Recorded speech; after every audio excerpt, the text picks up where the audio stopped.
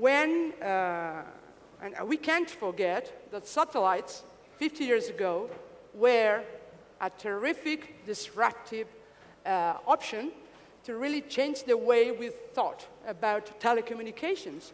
In terrestrial mode, some small changes, and satellites appear and change everything.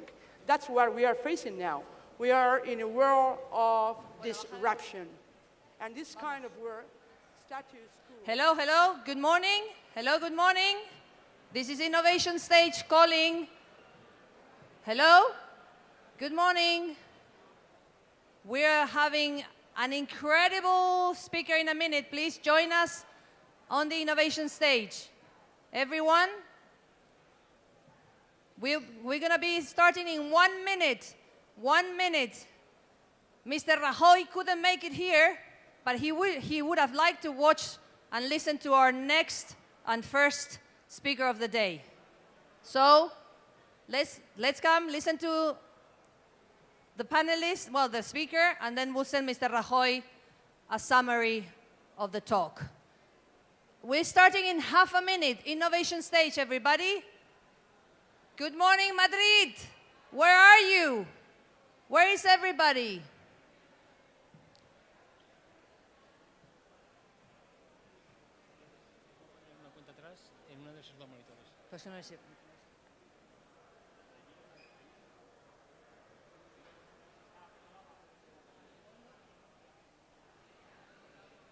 We're starting on Innovation Stage in 15 seconds.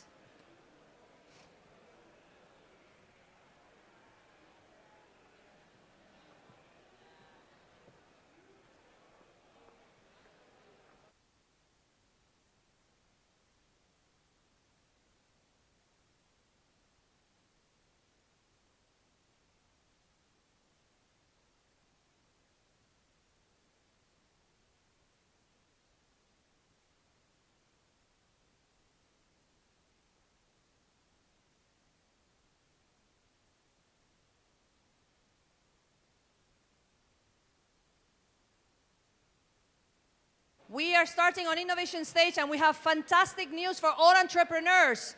All entrepreneurs that want to have success and want some money and prizes, please come to Innovation Stage.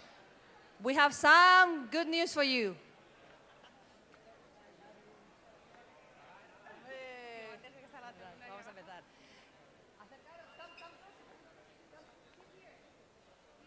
The closer you are, the luckier you'll be.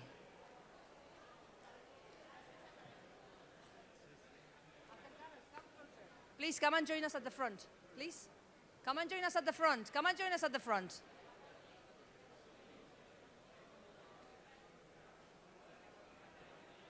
Good morning, Madrid.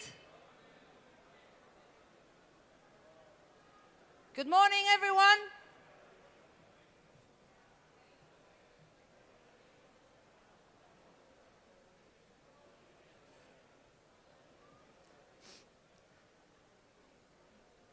Acercaros, por favor.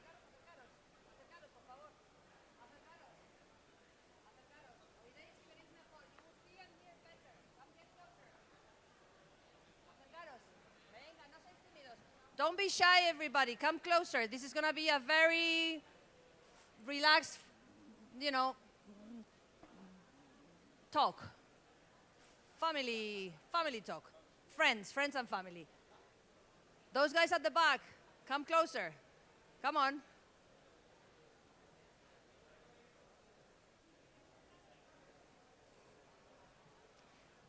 We're starting Innovation Stage in 10 seconds.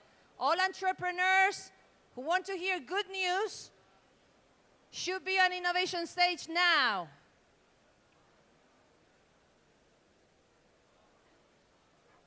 Okay, vamos a empezar. Okay. Vamos a empezar. This is a final call to all entrepreneurs that want to listen to excellent news en primicia, noticias en primicia para los emprendedores. ¿Es en primicia? Regalamos 1 millón de euros. 1 millón de euros para los emprendedores. Innovation stage, please. We have some excellent news to announce. You can't miss it. Come and join us. Sit down, everybody. Sentaros, más cerca. Tenemos fantásticas noticias para los emprendedores. Alguien ha venido a regalaros dinero. Acercaros, por favor. Bueno. Hello, everybody. Good morning. Hello and welcome to Madrid. Welcome to Las Ventas. And welcome to South Summit 2015.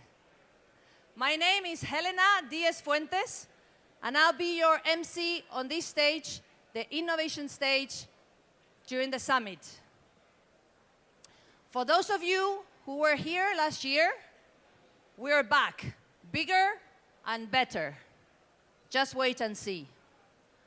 For those of you who are new to the summit, get ready for some surprises. We expect to blow out your mind away. During 2.5 days, we're going to see and we're going to listen to the most renowned international speakers on this stage talk about subjects as interesting and as important as sports, health, education, finance, agriculture, fear of failure, travel, love. Yes, love as well. And their relationship with technology and innovation. Be ready. So, fasten your seatbelts. Hold on tight, because we're starting with a bang. It is a real pleasure to introduce our first speaker of the day, and an honor to me, as I consider him a friend. His CV is so extensive and so varied, and he's so well known, I'm not going to go down that road. Let me just tell you, he is probably the only chief optimistic officer in the world. For him, happiness is the key to success. Today, he's here as a member of the Chivas Council, and he's got some fantastic news for all of us. Please welcome Antonio Fontanini.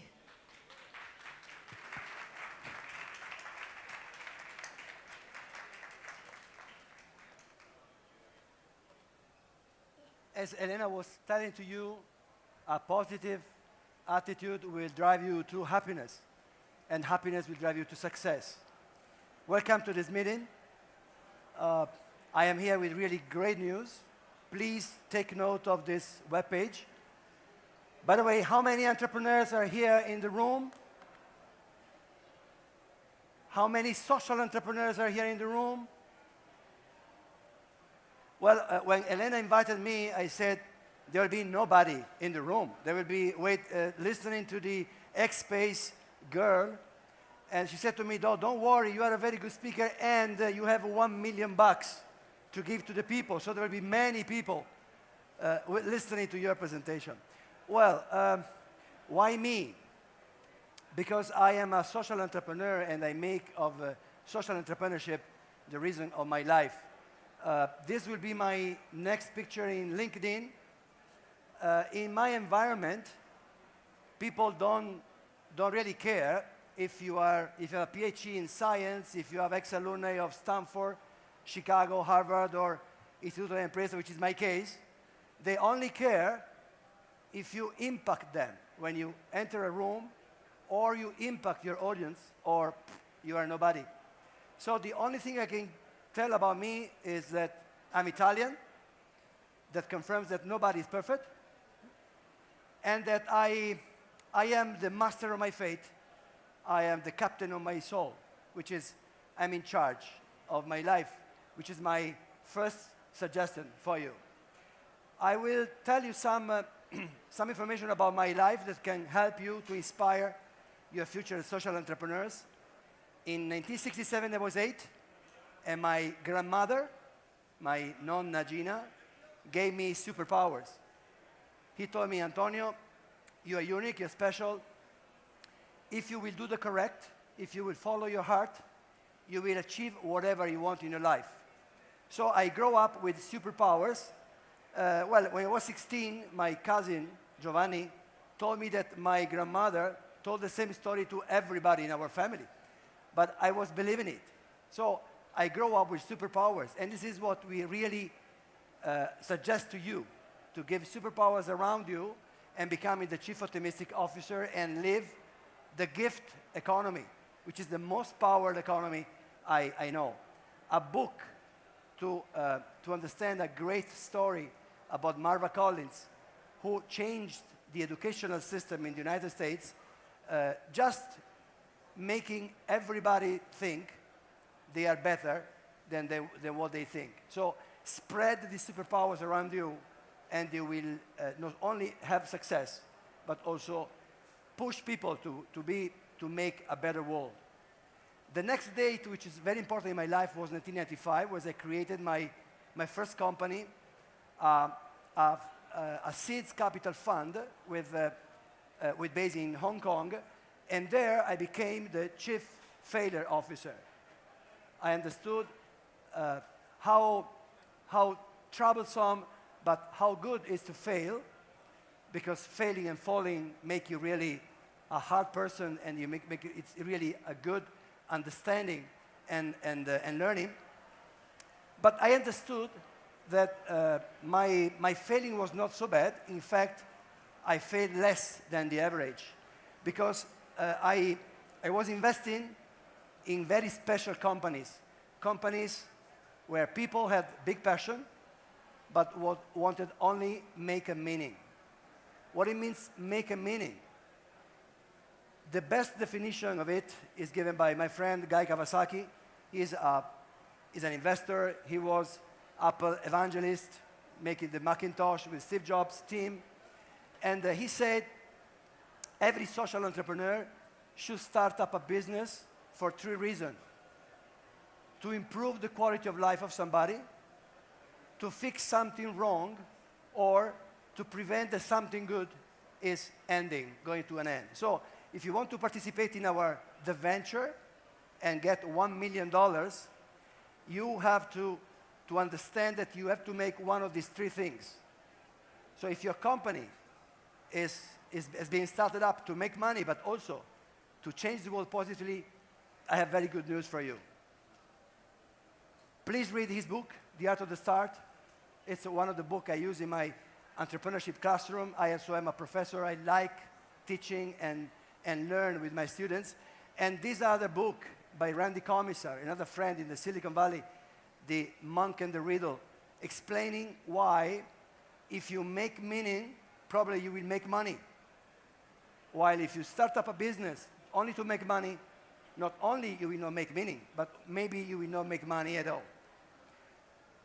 In Spain, I am partnered with a fund, the Intercom Group. We are one of the largest funds in Europe. We invest in digital things, but we are socially engaged. We have beautiful companies inside, like Teaming or Artesanum. Please have a look at our portfolio of companies. But also we like money.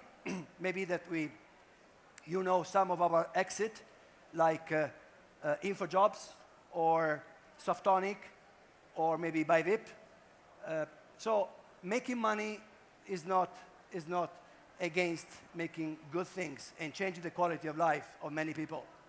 I am part of the chapter of San Francisco of Keiretsu. Keiretsu Forum is the largest network of business angels in the world. We have great things. We have an academy. We teach a lot of people to become more social because it is good and because it is a rental. So join us in November in our final. My office is in Rocket Space, an accelerator in San Francisco, where we bring the company we invest in. And it's a great place, full of talent, full of young guys like you with passion and wanting to change the world. By the way, in Rocket Space, we have a lot of successes like Uber or Spotify or things like this. By the way, we are leading with Opino, one of the company I collaborate with, the Spain Tech Center, we are incubating, accelerating 16 Spanish companies wishing to change the world. So welcome to everything we are making together. In my social entrepreneurship part, I am part of a great group of people. We meet once a year in Hollyhock in Isla Cortez, British Columbia, to change the world. For giving you an idea of how rentable is social entrepreneurship, one of my friends has a VC fund of $2 billion, and he only invests in social entrepreneurship. So there is future for people wishing to make good and making well. To have you, to share an example of social entrepreneurship, basically think that 2/3 of the world is poor. Half of the people in the world live with $2 a day. So for them, probably the very top innovation we like is not a big problem, but health, education, food, water, energy is a great problem for them. So let me introduce to you Tom's Shoes. Maybe you know them. Tom's Shoes is the story of Blake Mycoskie, a guy who fell in love with the north of Argentina, and he understood that there were many kids without shoes. So he decided to start up a company, Tom's Shoes, selling shoes online, and for every pair of shoes that you get, they donate one for free to a poor child. People laughed at Blake when his idea was to start a shoe company basically where he gave away shoes for every pair that was sold. People laughed and said that was ridiculous. It's more about putting other people ahead of you. Her oldest daughter is 26 and her youngest baby is 2 years old. She has on occasions bought shoes, but for the most they didn't have them. Not for all of them.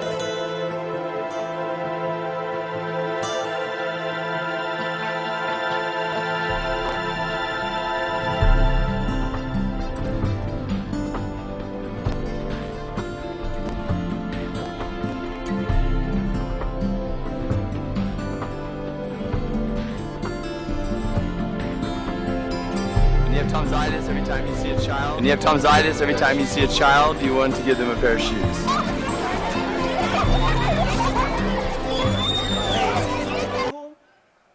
Is this amazing and awesome? Somebody saying, I want to make money and donate a lot of shoes to a lot of kids. In fact, I am part of the tribe of Tom's Shoes. I foster you to join. And these are numbers that maybe will help you to understand how good could be a good idea, making good and making well. Since 2006, where Blake started up his company, 2 million shoes were donated. Now they are reaching 3 million.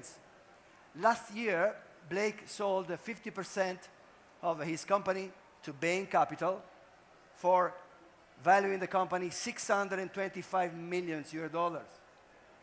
I will repeat, 625 million US. By the way, he's still there. His charge is better than mine. I'm the chief optimistic officer, and he's the chief shoe giver. So try to be inspired by this kind of a story. By the way, who won the $1 million here? You don't want the money? So who is by the way, Elena will please take note of the people here, because the one living, they will never win the prize. No, I will be a judge in the prize, and I will remember. I have an elephant memory, so anybody living, no way to get the money. Okay, good. So Elena, take pictures, please. Take pictures. There is a way to make the world better, and making profit. It is a good idea to save the community, to save the environment, and this is why I introduce you a new movement in the industry, Cradle to Cradle, which was created by my friend Michael Braungart. We brought him to our first TED, TEDx Cibeles is one of the best TED in the world, TEDx in the world. And we organized it since 2010. And he told us that there is no reason not to start up industries without waste. So if we don't have waste, we don't have to recycle, we don't have to make these kind of things. So making good has many aspects. And here gives you an idea about the two axes, profits and social good, and how there are many companies making both things, like Tom Shoes, and maybe, or Whole Foods is a company I really like. So the thing is doing well by doing good. My introduction to this world had a big impact when I knew Manuel Maqueda, another of our speakers in 2010 at TEDx Plaza Cibeles. Manuel Maqueda is my brother now, and he started up Kumu. I'm trustee in Kumu. Kumu is the first incubator for social entrepreneurships. It's the only one in the valley. It's beautiful. We are really incubating and accelerating social projects. By the way, he's writing a great book about the meaning economy. The meaning economy is a new movement which is really changing and trying to adapt the narratives to our century, which are our actual narratives, in fact. We are working with the Institute of the Future, and we are understanding signals, indications of decline, and the signals of the new. Talking about the decline, when everybody understood the trouble with Volkswagen, a might was falling, because everybody knows that Italians are tricky sometimes, but Germans make tricky, making these kind of things. So these are the kind of old narratives, and I like this. I talk in the net, work, buy, consume, and die. We don't want this. We don't want this anymore. We want a change, and this is examples of the change. We work with the majority of these companies. So, for example, when we start up a company in the US, we make it with a public benefit corporation. So you don't have to renounce to your values while making money. For example, ethical banking, crowdfunding, peer-to-peer finance. Peer-to-peer finance, to give you an idea, the impact of social entrepreneurship and the new wage.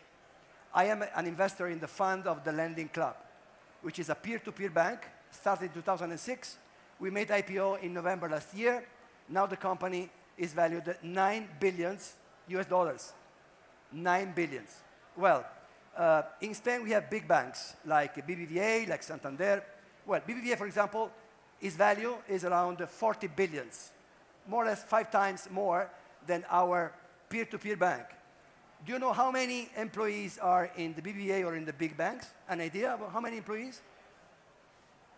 120,000. Do you know how many employees we have in the Lending Club? 87. 87. This is the new things. And we started up this to enlarge the number of people getting access to a credit, especially PYMEs, small and medium enterprises, or the sharing economy. Anytime that you enter into BlaBlaCar and share a trip with somebody you don't know, you are redefining the trust you have in the social networks, in your environment. And all these companies are great companies, Etsy, Tesla, SpaceX, the company we had just heard before, Airbnb, SolarCity. We are changing the world for good. And these are the numbers, huge numbers. It's very profitable. So any entrepreneur here, my suggestion is try to make something with a meaning, because we are also reinventing the value. A lot of people like to buy things because comes from better companies that not only look at their profits, look at their shareholder profit, but to have an impact in the world. So what is to be a social entrepreneur? This is something I got in a great forum, the 6th Global Drucker Forum in Vienna last year, where many thinkers from all over the world were thinking, what do we have to do to save the world. And I got two messages. First of all, deploy people, potential. Create holacracy companies where everybody is the boss, everybody is listened, is loved, is engaged. Because this will be increased happiness in your company, and it will increase happiness in our customers and happiness in our profit and loss sheet. And second, and more important, is understand that a business, any business, is an ethical journey. Without ethical journey, maybe there will be no business at all, because you will have all the community helping you making it. Do you want to steal the money? The 1 million? More people want $1 million? Good. Elena wants it. Good. Elena, you are one of the candidates. So let's wrap up a little bit. First of all, life is short. Do you know it? Life is a marvelous journey. And there will be no other chance to make an impact, to change what you don't like. Otherwise, listen to this TED talk by Eric Elias, who was in a plane that was crashing, and saying, the last 3 minutes I understood what is really important to make an impact. Live your life and be thankful, because it is a gift. So let me share with you a few minutes, we don't have much time, of a talk by my friend Louis Schwarzenberg. He's part of the Social Entrepreneurs Group. We met every July in Hollyhock. He worked for Disney, he worked for everybody, because he creates amazing things with nature around him. And this talk is about thankfulness. So let me share with you couple of minutes of thankfulness and mindfulness.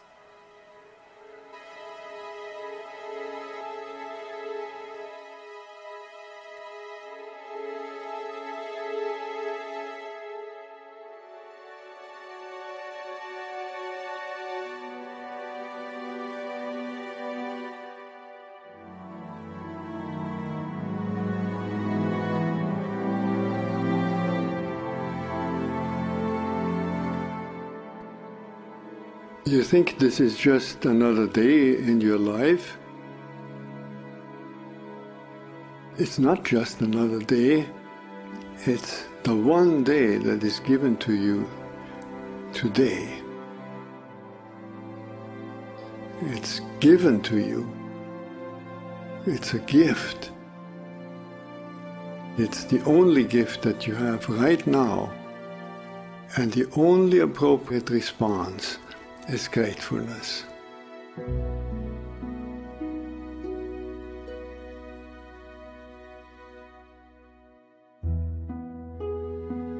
If you do nothing else but to cultivate that response to the great gift that this unique day is, if you learn to respond as if it were the first day in your life and the very last day, then you will have spent this day very well.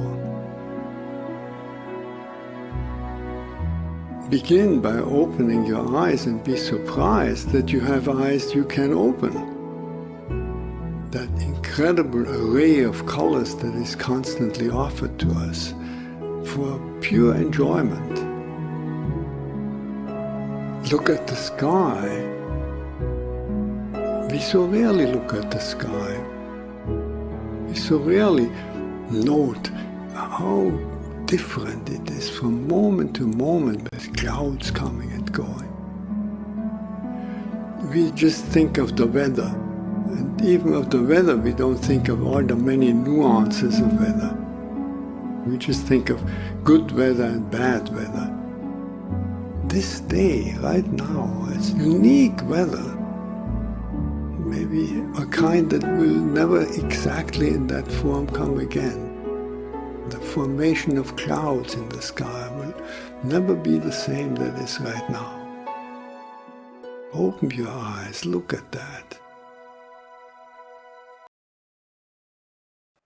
This is a TED Talk. Please don't miss it. Another book I suggest you to read, The Positive Advantage. It will make you a more positive and more happy people, The Happiness Advantage. to make the world a better place. The world, by the way, is better every day.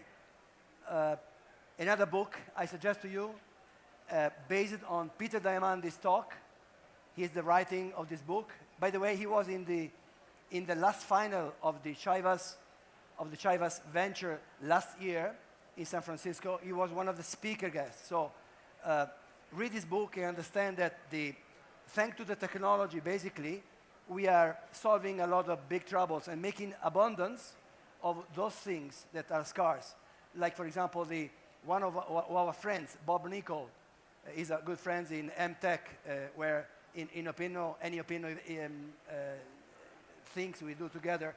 He was in charge of the Broad Institute for the sequencing of the genome, of the human genome. He told us that in 2001, to sequence the genome took $100 million. Now it takes 1,000.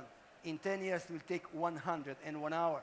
So the Swanson law makes us, give us the possibility that we can really use the sun as our power, to power our world. And this is the impact of these new technologies. All the things you have been listening today, energy, robotics, artificial intelligence, will save 1.5 million lives through the autonomous vehicles. And a lot of energy in 10 years will be sustainable. If you have doubt that the world is a great place to live, go to the NASA in Orlando. In the NASA, you can see how big was the cucumber, the missile, that the humankind sent to the space in 1969 with no internet, no mobile, no memory, no energy. Mankind is unlimited with motivation and some media. And if you have any doubt about this, look at this story. It's a beautiful story. Started in Cateura. Cateura is a village in Asunción, Paraguay, which lives out of a garbage mountain. Somebody said, let's create an orchestra for our kids, creating instruments from the garbage. Mi nombre es Ada Maribel Ríos Bogado, tengo 13 años y toco el violín. Me llamo Juan Manuel Chávez, más conocido como Baby, tengo 19 años y toco el cello. Este cello está hecho de una lata de aceite, la madera tirada en la basura y las clavijas son de una vieja cuchara para golpear la carne y para hacer el ñoquis. Y suena así.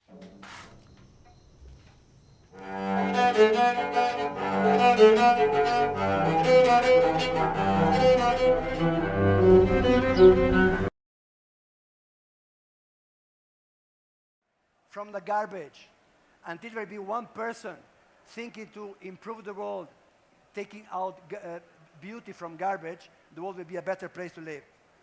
Of course, you have to follow your passion and invest in trust.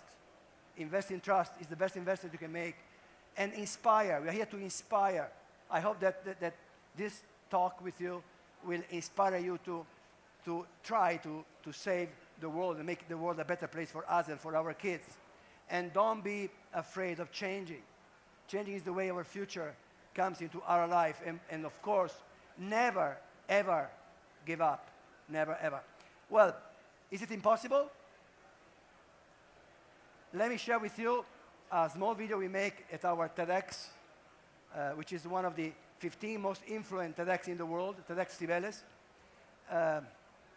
just to wrap up about the impossible made possible. Don't you find it frustrating to hear about a problem you can't do anything about? When you feel you have nothing worth fighting for, and everything and everyone who stands in your path stands to tell you that you're destined to fail. In a few years when we are adults and we will have to live with all the problems not solved today, we will not be able to take the adults into account for not solving these problems.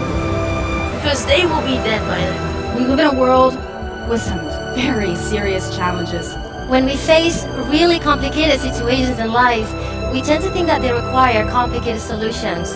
What if we decided that from now on, from this moment on, I'm not going to go to the default thinking. The definition of craziness by a famous Nobel Prize was doing the same thing every day and expecting a different result. Evolution turns the unavoidable into necessary. We wanted to read that we changed the world, and that part of the way we did that was by changing the way we think about these things. They call themselves realists. They ask you to be realistic and quit before wasting too much time. So began my journey, the journey of unmasking my authentic voice. We know that there are a number of major challenges. This was the first time I'd encountered this idea that embracing the limitation could actually drive creativity. Sometimes, just like a cell, the answer is extremely simple. It's starting with the simplest pieces and allowing them to reassemble themselves. It's never too late to make a restart in your life. Think that one day you will wake up and realize that there will be no more time to do what you want to do. So do it now. Do you still want the money? I don't hear you. Do you want the money or not? Good. So this is our page, the Shivas, the venture.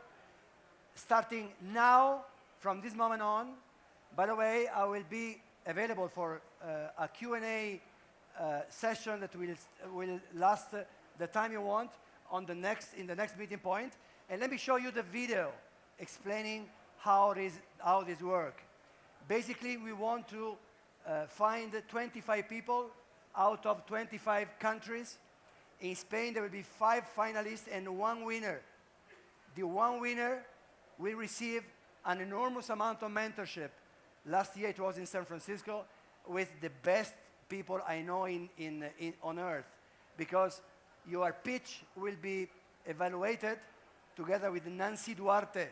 She's the best communicator in the world. By the way, for girls, she has a great TED Talk. Don't miss her TED Talk, Nancy Duarte. You will understand how to really make design thinking with the Stanford Design School and with Google. And you will receive mentorship from the best in the best. And then you will have a semi-final and then a final. But you will be very, very helped in making a great pitch. 7 minutes pitch and 8 minutes of question Q&A. So it will start 1,000 people, then it will grow to maybe 15, 20, and then there will be 5 finalists.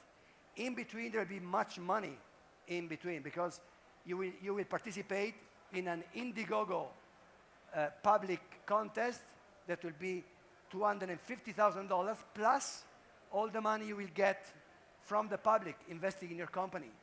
And for the $750,000 you will have to apply to be one of the finalists in the last round. But for Spaniards, for those who are crazy enough, that want to change the world and want to participate, there will be the first award will be being a finalist, but the other guys will receive money and mentorship. So let's see the video together.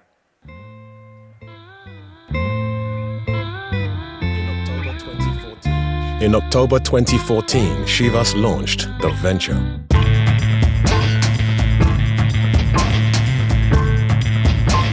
An international call for social entrepreneurs to win the right way.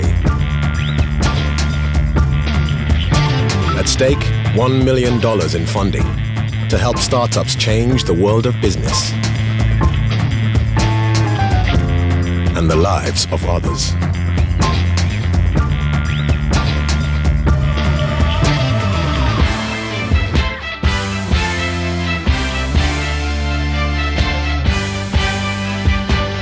Thousand social entrepreneurs from every corner of the globe, aiming for positive change as well as profits, answered the call.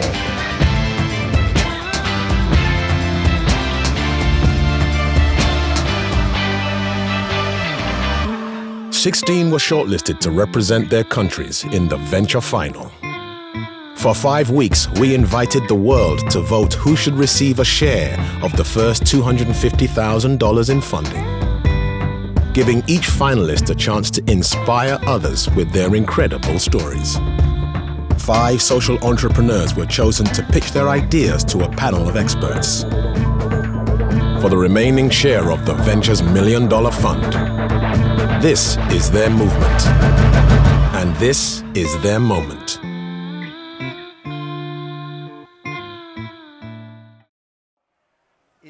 In this very moment, please have a look at the webpage where you can participate and inscribe yourself. I will be around here in the next meeting point to answer your questions. I'll be very, very happy. And remember, you can apply if your company can have one of these 3 things: changing the quality of life of some in the world, fixing something wrong, or preventing that something good will make an end. Thank you very, very, very much for your attention. Thank you very much. Thank you. Thank you, Antonio. Thank you. I told you, everybody, this was going to be worth it. Thank you, Antonio. Where do we have to go for the money thing? Okay. Together with me. Follow me. Don't go, anyone. We have a very interesting talk in a minute. Our next guest, don't go, anyone. Our next guest is going to talk about a subject we all love, which is sports. We're going to talk about sports, guys. So sit down, okay? As you all know, sports, the sports industry is a huge industry. According to PwC and our next panelist, our next speaker, it is worth around $1.5 trillion. $1.5 trillion. There's a lot of money to make. The beauty of sports lies in its power to unite millions of fans around the world. And in addition, there's a lot of business there. Incredible business opportunities. Imagine if Real Madrid could engage all his fans around the world, each and every single one of those 450 million fans around the world, through technology, with intelligent stadiums, virtual display boards. The possibilities are endless. This is the synergy between sports and technology. This is the future brought to you by Microsoft, but today. And right on top of the wave of this cutting-edge technology is our next speaker. He is the head of sports of Microsoft Corporation. We are very lucky to have him with us today to share his vision. Please welcome Sébastien Lancestremer.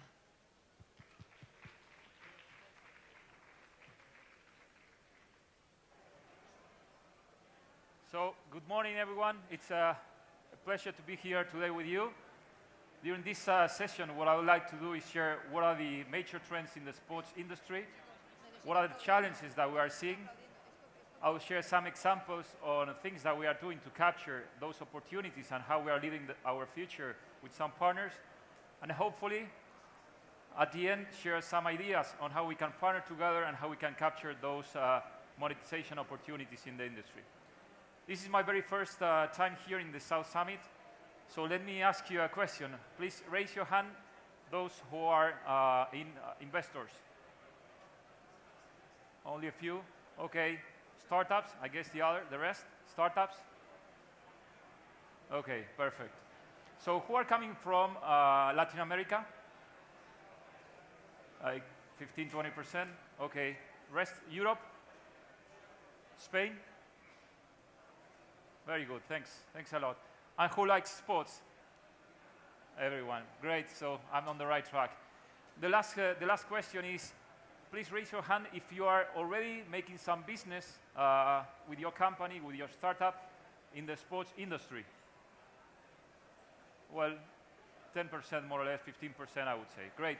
So we'll have the chance to evangelize you a little bit on where are the opportunities. As Elena was mentioning before, the industry is $1.5 trillion.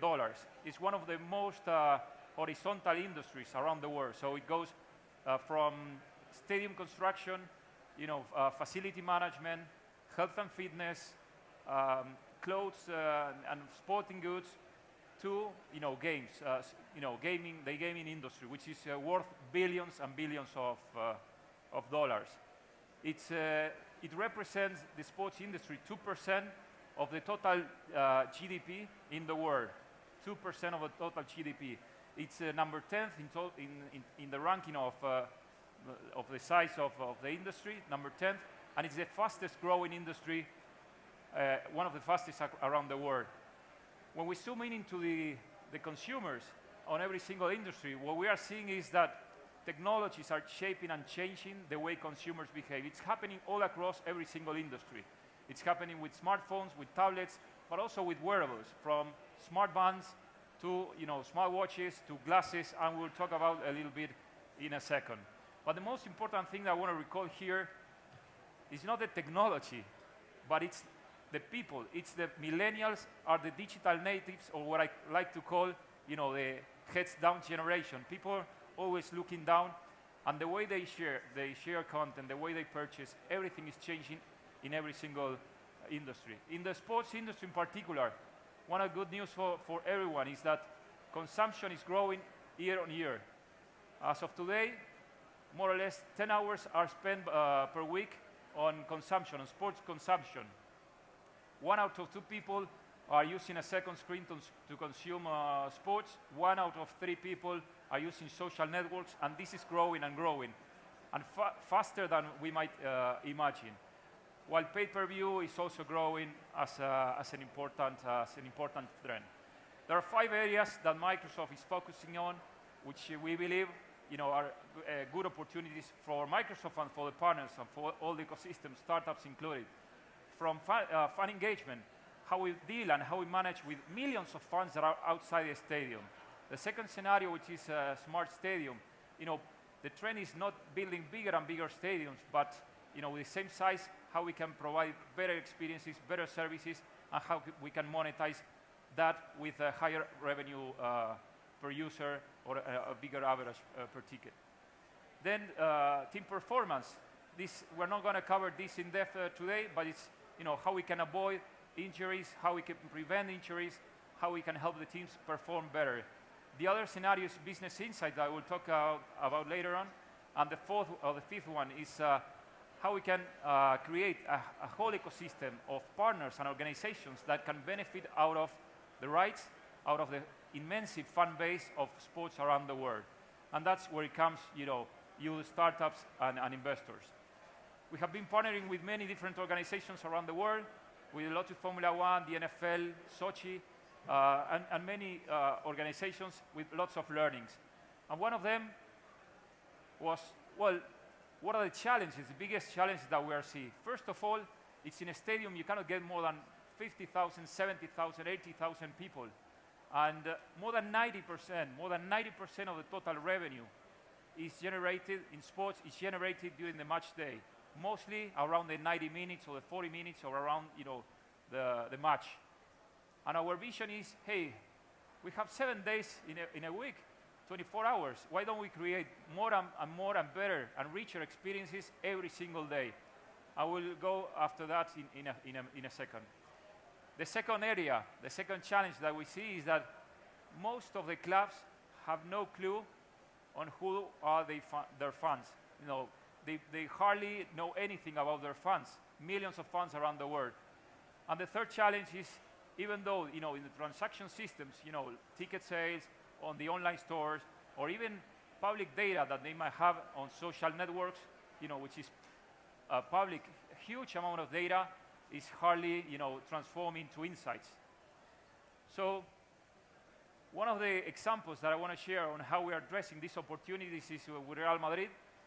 This is our CEO, Satya Nadella, with the CEO of Real Madrid. We announced an important partnership at the end of 2014 with the aim to transform and to lead the digital transformation in the industry, to show, to show other clubs and sports organizations, federations, and leagues how we can bring in the millions of fans that are outside of the stadium, how we can bring them closer and closer. And for some, some presentations where there are certain countries where soccer or football is not that common. I like to use this chart showing, these are, great celebrities: Will Smith, Russell Wilson, who is the hero, the quarterback of the Seattle Seahawks, Oprah Winfrey, LeBron James. So great celebrities, 200 million people are following them on social networks. And I have dated this.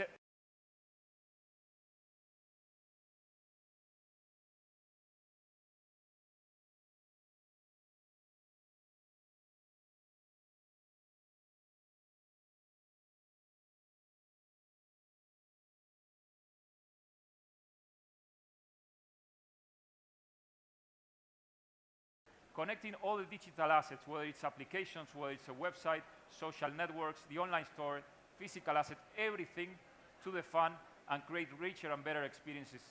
And for sure, try to monetize that in a freemium model. And talking about a freemium model, the vision is you have at the base 450 million people. 450 million. Sometimes I ask, hey, what percentage is out of base in Spain of that 450 million? I get 20%, 30%. It's less in social networks, less than 3% of the total population.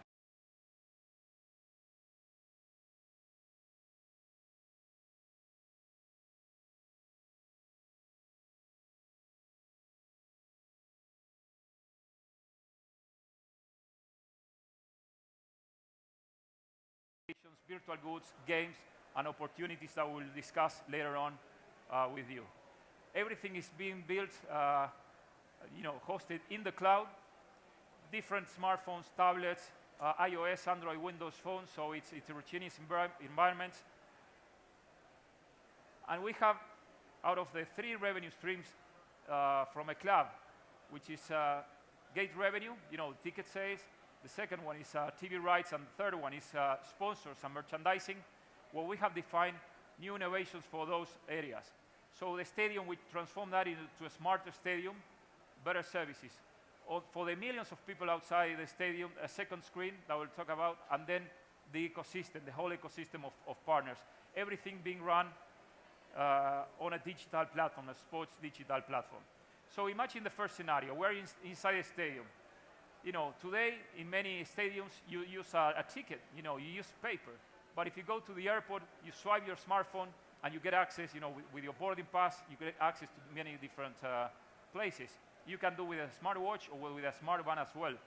One of the things that you can do as well with the technology that is available today is being guided to your seats and see who are your friends inside the stadium or even outside the stadium. One click away to purchase food and beverage, either being delivered to your seat, or you can go to the express line to get that, or even to the online store. But one of the things that I like most, and I invite you to experience and to feel these experiences, download the Real Madrid application. You will see many of these examples. And one of that I like most is when in the stadium with my daughter, sometimes she wants to go to the restroom. And I'm with her and I hear the people cheer and shouting, and Cristiano or someone else has scored. So what a pity, never mind. You just take out your smartphone, you just click replay, and here you go. You have the goal from many different angles, from many different cameras, which goes much beyond the traditional TV. The second scenario that I want to talk about is the second screen. Now imagine millions of people around the world accessing to this information, accessing to this rich content every single day of the week, every single day.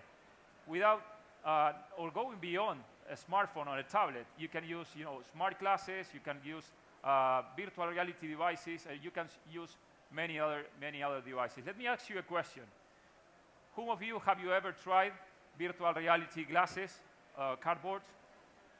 So it's like 20%. Okay. So let me give you one example. But basically, with technology that exists today, with a smartphone, traditional smartphone, what you can do is, with less than €1, you can purchase a cardboard and create some sort of mask or a cardboard lens where you can click different cameras and be your own producer, be your own director. So if this is not a camera, this is me, moving the smartphone in a 360-degree camera that was put in different places. Like on the pitch here, I can turn right, and I can see, the players.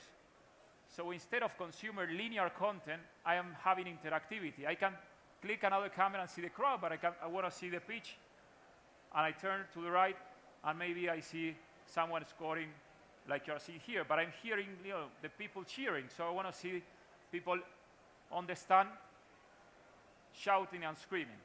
So these are the examples on where the sports industry is going. It's going beyond television, it's providing additional experiences, more interactive with this type of devices. Now at the high end, there is additional experiences which are called augmented reality. So in virtual reality, what you have is a cardboard and one single virtual world. With augmented reality, you are blending the physical world with the digital world. And maybe you have seen a movie which it's called Minority Report. Have you seen yeah. Okay, you see Tom Cruise moving holograms. So let me show you one example on where we are innovating on this front. Look around. Look around. Technology is all around us. We use it in every aspect of our lives. It enables us to do amazing things.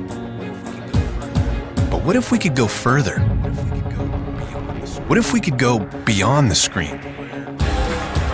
Where your digital world is blended with your real world. Now we can. This is the world with holograms. What will they enable us to do? New ways to visualize our work. I have an idea for the fuel tank. New ways to share ideas with each other. How are things going your end? I just put the images in OneDrive. Perfect. More immersive ways to play.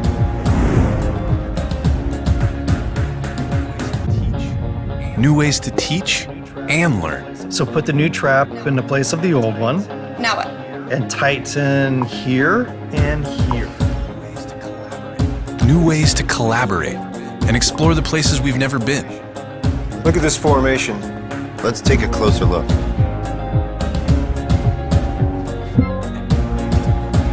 And new ways to create the things we imagine.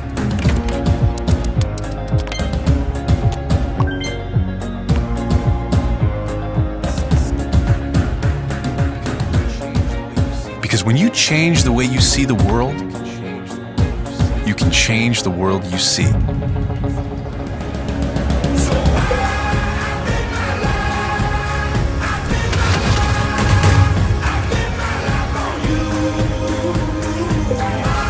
This is Microsoft HoloLens.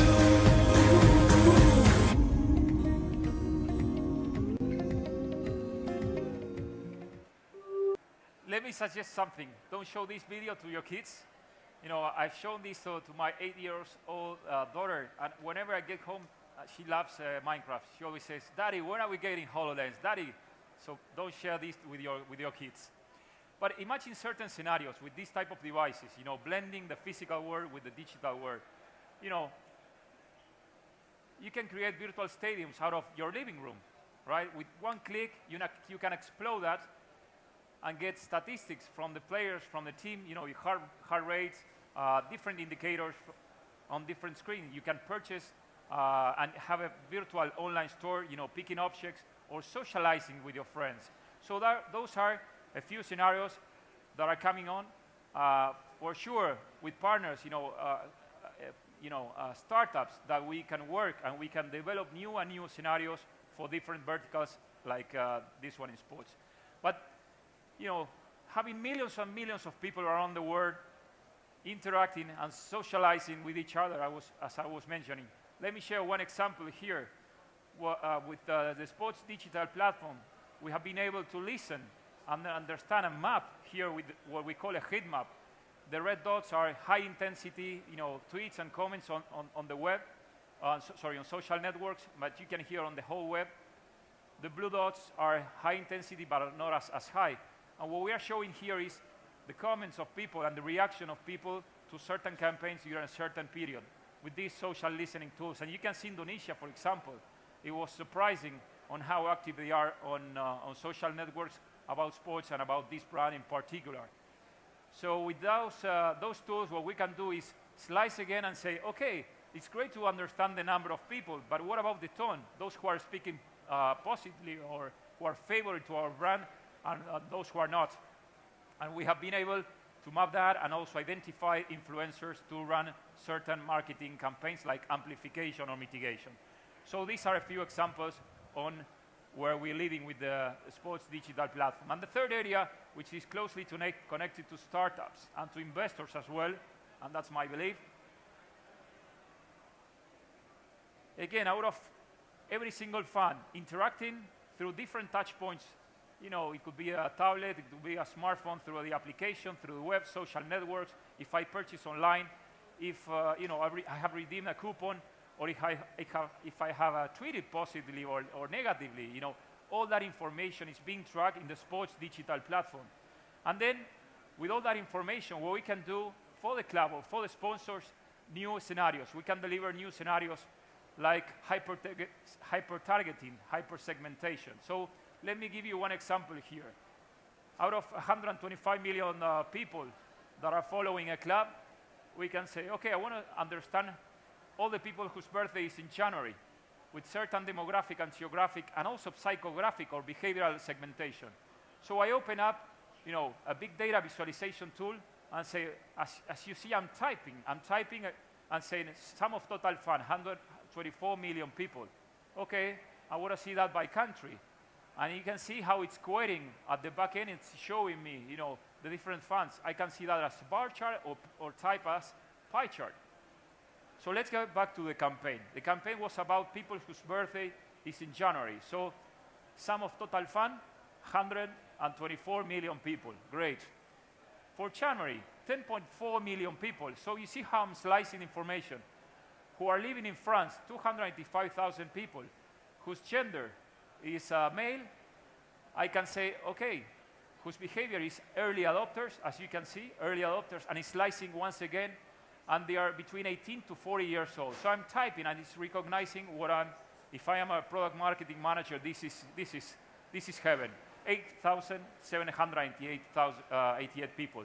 If I change that for Colombia, for example, it's 30,522 people. What this means is that instead of spamming to 124 million people around the world, you are hyper-targeting and providing the right content or the right promotion for every single fan. Now, to get to the core, this is the third scenario.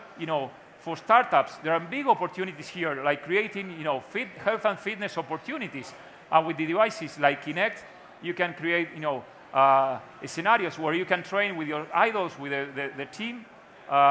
You can create games, hardcore games or social games, from Minecraft to Angry Birds to many different games, to many different opportunities that could be connected to the digital platform and be monetized with the revenue sharing models for the startups and for the clubs. And for that, we have launched, to foster that ecosystem, we have launched the very first Sports Innovation Center. It's out of Madrid. It's 15 minutes away of Plaza de Toros. It's a public space. If you want to visit, if you want to try one of those virtual reality glasses, it's Calle Goya 90. You can visit. It's up to 7 p.m. It's open. And we have there are different experiences. A Formula One car showing you telemetry and how they are improving their performance. We have the NFL, Real Madrid, many startups here. And my invitation to all of you is to join, to visit the place, and to see if we can leverage that as a business opportunity. As part of the Innovation Center, we're providing up to $200,000 in technology, in training, in coaching, in advisory to set up your startup, to get up to speed on the technology side. And you can see there are some two people, Sonia Marzo and Iris, their emails, if you want to reach them out. And I want to share and to close, with some examples of great innovation that we're getting from different startups from around the world that are in the Innovation Center. First, it's Viewing. It's one of the companies that has built this device. Is a small mini TV, which is solving an issue inside a stadium where you cannot get more than 30% of the total fan base in a stadium connected through a smartphone because of density. With this type of devices, it's using TV technology, bandwidth and radio waves, that enables to streamline that content. Vidibond, a company with virtual reality. Then we have partners and startups creating new applications with the Microsoft Band. So imagine virtual scarf where I shake it and I can see people around the world or inside the stadium shaking and cheering for the team.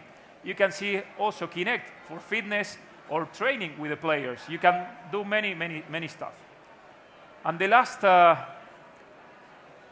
few, out of many innovations that are being built there at the Innovation Center, Podactiva, they are creating insoles, plantillas, insoles for high-performance athletes and for amateurs as well.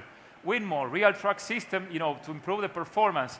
Thermohuman, with thermography technology, they are predicting and helping you prevent injuries. UniqueMe, with a sample of your saliva, saliva, what you can do is understand what are your patterns and what is your DNA propensity to certain ports, your capabilities, strengths and weaknesses. And the last one, out of many, Exobyte, with a 3D printer, they're creating casts, 3D printed casts, that rehabilitates you in 7 weeks instead of 10. It has different sensors. You can control that and electrostimulation that fasten that process. So as to summarize this presentation, first and foremost, again, the sports industry is $1.5 trillion. It's growing. Something that I didn't mention is people around the world are getting, much older, much healthier. You will see that out of, the BRICS countries, Brazil, Russia, India, and China, purchasing power is growing, and we're taking people out of poverty. The world is growing in terms of purchase, in terms of time. And with time, one of the things that we will have the opportunity to provide is more experiences. Leisure, tourism, entertainment, and sports. People will be consuming more and more sports at home, on the go, or wherever. Digital platforms, technology are going to be deployed, are going to be massively deployed by clubs, federations, and leagues. And for sure, there's going to be those opportunities that I mentioned for startups and for those organizations who can connect to this digital platform. And hopefully, if I was successful in this presentation, you will see the sports industry as a business opportunity, and together we might, change the sports world. Thank you so much.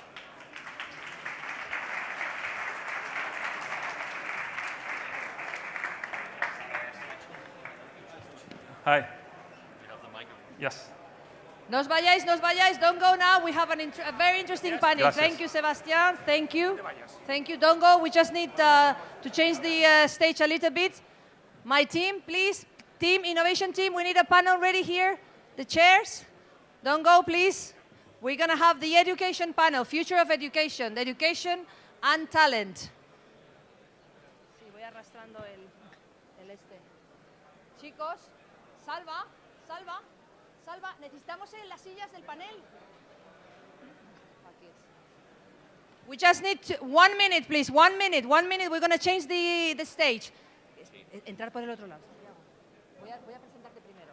We just need to change the stage. Bear with us for 1 minute. Thank you.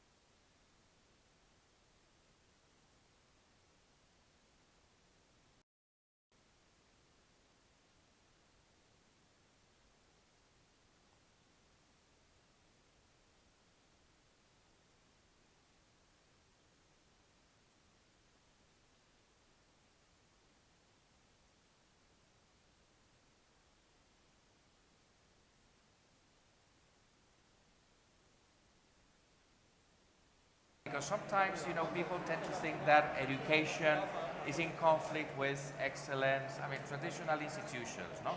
But you actually run excellent primary and secondary schools. So how do you see this? Does the difference between for-profit and not-for-profit make sense here? Well, well, thank you for the introduction. I don't feel that we have the culture, the debate about profit, non-profit, the same way as it's established in other societies and in other countries. We see a means, as a private institution, we see it as a means of efficiently running and our company using resources for the excellence of the service we deliver. So we see there is no conflict in the way we approach education as a social service, which of course it is. It is. We're not the first provider, that's the state, but we are complementary of the work they do.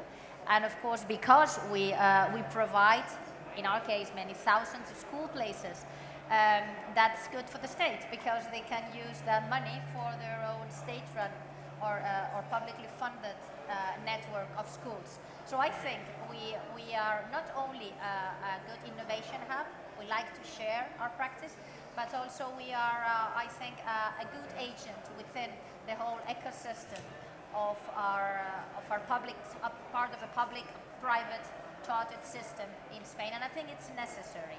In regards to your previous question, actually, Santiago, I was thinking, because we've been traditionally running schools and the university for now over 100 years, and we have this very peculiar perspective from 0-year-olds to lifelong learning, so we have the full spectrum of age groups. And the long-term really tradition, my feeling is that it has completely changed the scenario that we were facing just 30 years ago, 25 years ago, 10 years ago, 5 years ago. It's completely changed. It's definitely right that it's a very exciting moment now for education, more than ever, because this is the learning society, so we all need to learn and relearn again. So it's an open, really, space for lots of innovation happening. But what I feel is what's recently beginning to change the rules of the game is the fact that for many, many years it was just formal education in the center stage. I mean, we were running schools, we were running universities, it was about formal education. And very few agents were invited into this game. They were not playing in the football kit. Now you all are part of that non-formal, informal agents who are coming into education, and it's becoming an industry, and it's becoming a place for opportunity. It's a place for entrepreneurs, of course. So I feel that what we do need is to establish this conversation between formal education and non-formal and informal education, because transformation won't happen otherwise. From within the system, it won't happen. Just from outside the system, it won't happen either. So we really need to place and the right conversation happening for things to change, and they need to. Sure. Bruno, you actually identified from a public institution, which is the European Institute of Technology, needs that are present there at the education sector at large, which are not yet covered by traditional institutions. Basically, if I can summarize the activity that you run, you link PhD students with the market, those who are more entrepreneurial, who may have projects, in order to find good sponsors or investors, and that is not actually satisfied by many universities today. So how can actually traditional institutions or many other entrepreneurs who are present here identify needs like this one and better serve the education sector at large? No? Could you tell us something about how you serve that purpose, which is of great use for the society and for the entrepreneurs? Yeah, okay, we are talking about changes, and this is, for me, the real change, is we need now to train students in IT, at the master or doctoral student, but also to train them on how to become entrepreneurs. So we have to train twice much things in the same time. So that's, for me, the big change, a change of paradigm. And we want them not to go in a research career, we want them to become strategic people coming in big key accounts or create their own companies. So how can we?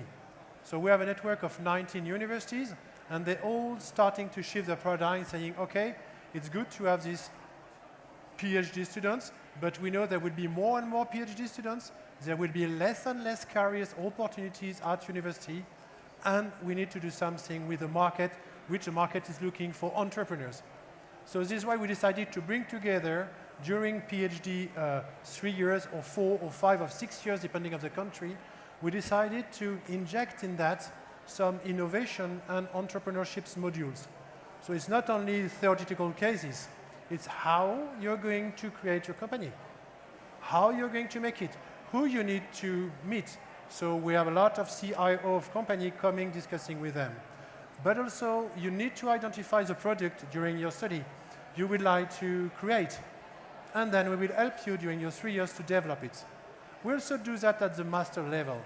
And this interesting I see that we're now running this for 4 years is that the students who are applying to masters and also doctoral school, they are coming with a different mind. They really want to become entrepreneurs. And at the end of the courses, most of them say, cool, you give us what was needed. So if we don't set up our company, what should we do? But we still have, unfortunately, some problem with non-European students that sometimes cannot set up a company in Europe. But this is something different. So this is, for me, the big changes.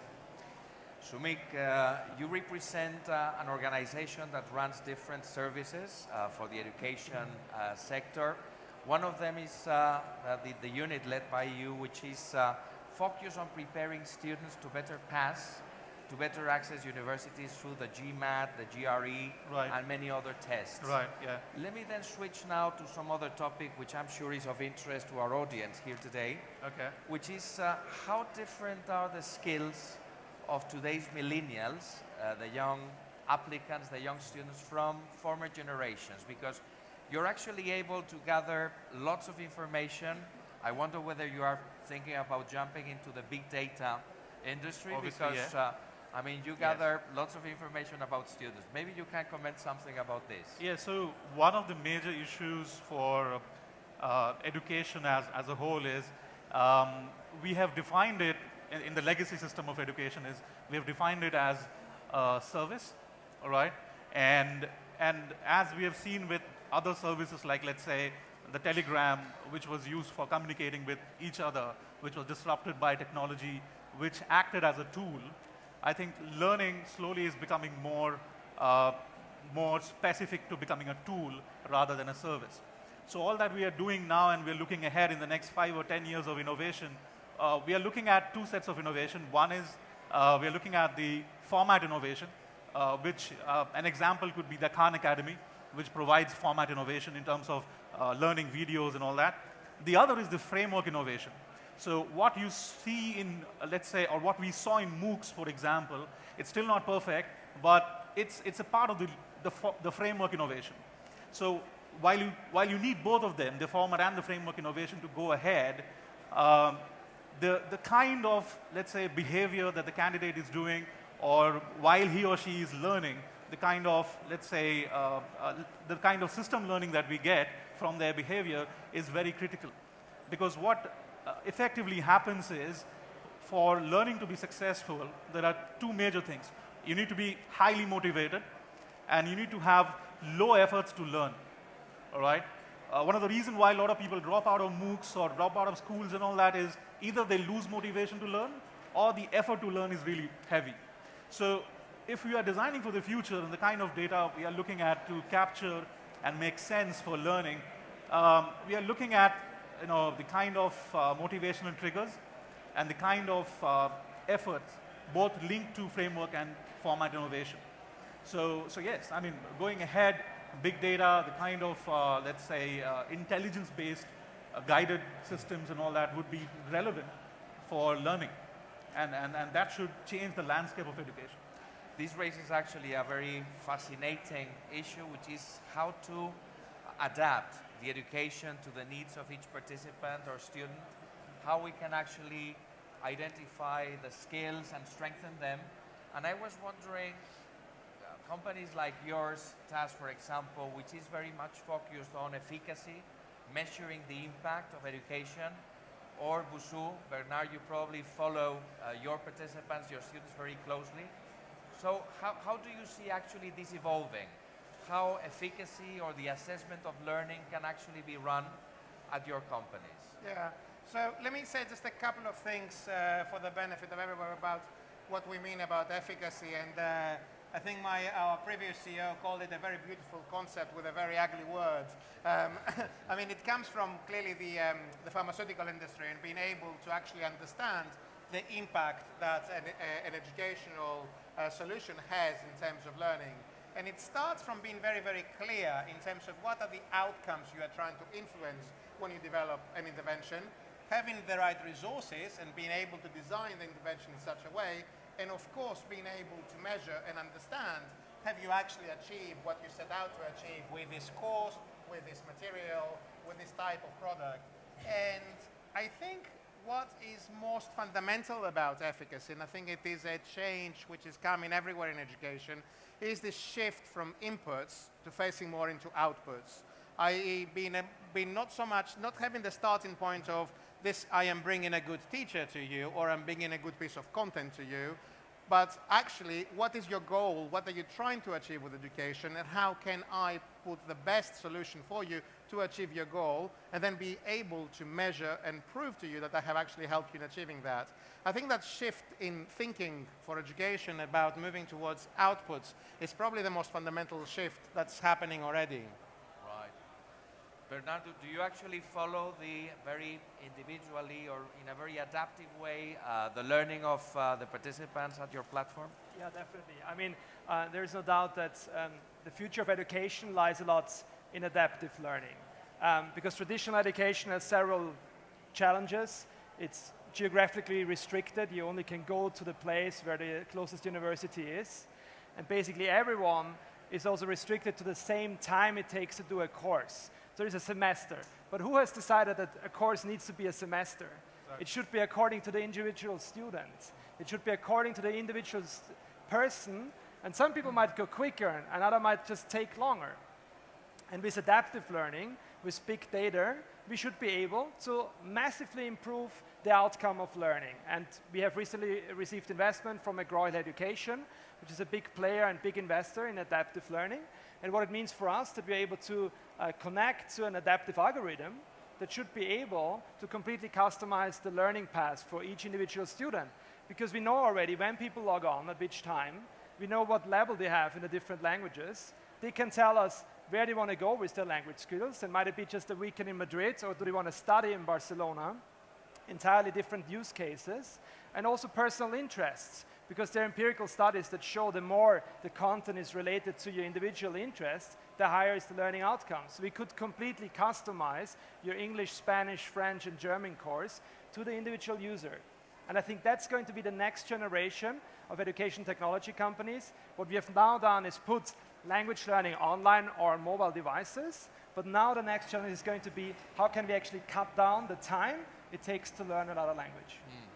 Can I raise a question? And of course, I'm looking forward, your responses from different perspectives, because some of you do actually work in the delivery of education, some others in supporting services. But how far is technology humanizing the learning process? There's a conflict here about whether professors can be replaced by robots at some stage, whether algorithms are going to replace the way we assess students today. And some teachers or some people who have a more traditional view of education see this trend with fear, no? And I was wondering how far technology can actually humanize education or the reverse, no? Nieves, what do you think about this? Because I'm sure that you're already implementing initiatives at your schools. No, sure. I think that, of course, those teachers who were working in the classrooms like robots will be replaced. Those teachers not delivering in the proper ways, the ways that are possible right now, their classes should be replaced. There are certain things that cannot be done by robots, and those are the things. This is really, again, a change in the rules of the game we were playing. Now, of course, we're talking a lot about the new role of teachers. So I do feel that technology is bringing up, is really taking the role of teachers further where it should always have been. The problem with our industrialized education system is that, in the end, teachers were working like robots. They were delivering one class after the other and doing things that can easily be replaced. Well, those things should be replaced. But others that machines will never be able to do need to be enhanced. And that will be one of the big transformations in terms of education. And that definitely needs to happen. I think, and I fully agree with the rest of the panel, technology is making education personal. And nothing is more human than that. I mean, adaptive learning, personalized learning can finally happen. And we've been talking about this for many years. In an old traditional school or university setting, personalized education could not happen. Now, because we have technology that can adapt to different learning styles and different learning rhythms of every child that we know is different, we can do that magic that was impossible before. And of course, the role of teachers to become more and more human and try to have their students become more and more human. So I definitely think that technology used the right way will help us in really making those personal learning pathways real.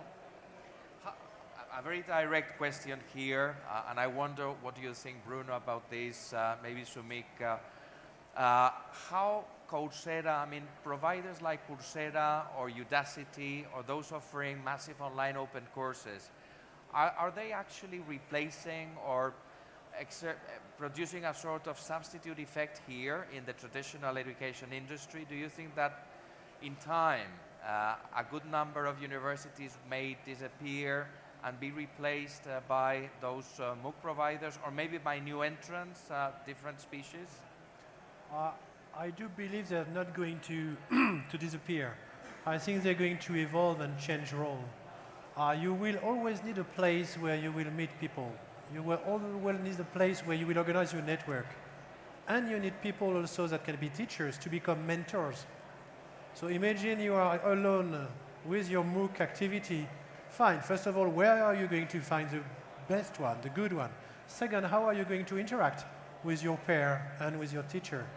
So for me, it's really complementary. I was queuing this morning to enter this very nice place, starting to chat with students. And I told them, who are you? Are you going to become a startupper? Guys say, yeah, but it's hard to find information. Okay, but I say, there are MOOCs. So yeah, I started to look at some of them, but I don't know how to make it happen. So I do believe that MOOCs are here, good. They are not well structured already, and it will give another layer of content. As you were mentioning, it shouldn't be a semester to learn. It will give them a free layer of learning. And if they want to learn faster from the other, good. If you want to learn in deeper, good. So you will have, in my opinion, the basis plus a new role of the teacher and the MOOC to complement. Soumik, are you going to rank the MOOCs at some stage, given that you rank universities as well? Not really, because I think one of the major issues that MOOCs solved was this whole, if I can put it this way, kind of a coexistence of asynchronous and synchronous learning system. So it created an environment wherein you could actually learn personally and be in an asynchronous system while also access a synchronous learning system, which is like more of a classroom environment. The problem is this. One is what our friend from Busu said. One is the linearity in MOOCs, all right? So it is still a very legacy LMS kind of a delivery, but then you get from point 1 to 2 to 3 to 4. I mean, why should that be there? That's one of the things, because people have different learning needs, speed, pace, everything is very different. The second problem is that it has assumed that when a candidate is accessing a MOOC on a mobile or any other device, the medium that it is, it has assumed that there is no noise in the medium, all right, which means distractions. So MOOCs are not competing with MOOCs, they're actually competing with Facebook or Twitter or anything else, which basically I can go to and shift. I can basically put a tab on and I go anywhere else. So in reality, going ahead, these are some of the major challenges. Linearity, the motivation of sticking in that particular platform and making sense out of that. And I think the evolution of the whole mentor side, wherein teachers really do more than just delivery. They basically come up with, let's say, more value-added inputs to the candidates. That's all. Talking about teachers, sorry, Bernard, you want to add something? I just wanted to add, as you pointed out, I mean, I think MOOCs have been criticized a lot because of low termination rates or finalizing rates. But it's technology. It's a first start. They will evolve quite substantially. And Udacity, for example, has now changed. They have offered a so-called nano degree in Android software development, which is a very new and required field to program apps on Android. It costs $200 a month. You get corrected by professional software developers who correct your code overnight. And they actually will now put the best students in this course forward to Google, to meet Google at campus and to probably hire a few of them. So I think MOOCs are evolving a lot. And the second point I wanted to make, we obviously, in Europe and in the US, we're quite spoiled in terms of access to education. But we should not forget that the vast majority in the world does not have access to traditional form of education. And especially within MOOCs, for example, India is now one of the largest countries for MOOCs access because simply there's no other choice. If you're in a rural area in India or in China, you cannot choose your local school. There is maybe no local school, let alone for Android software development. So MOOCs are still acting as a tool.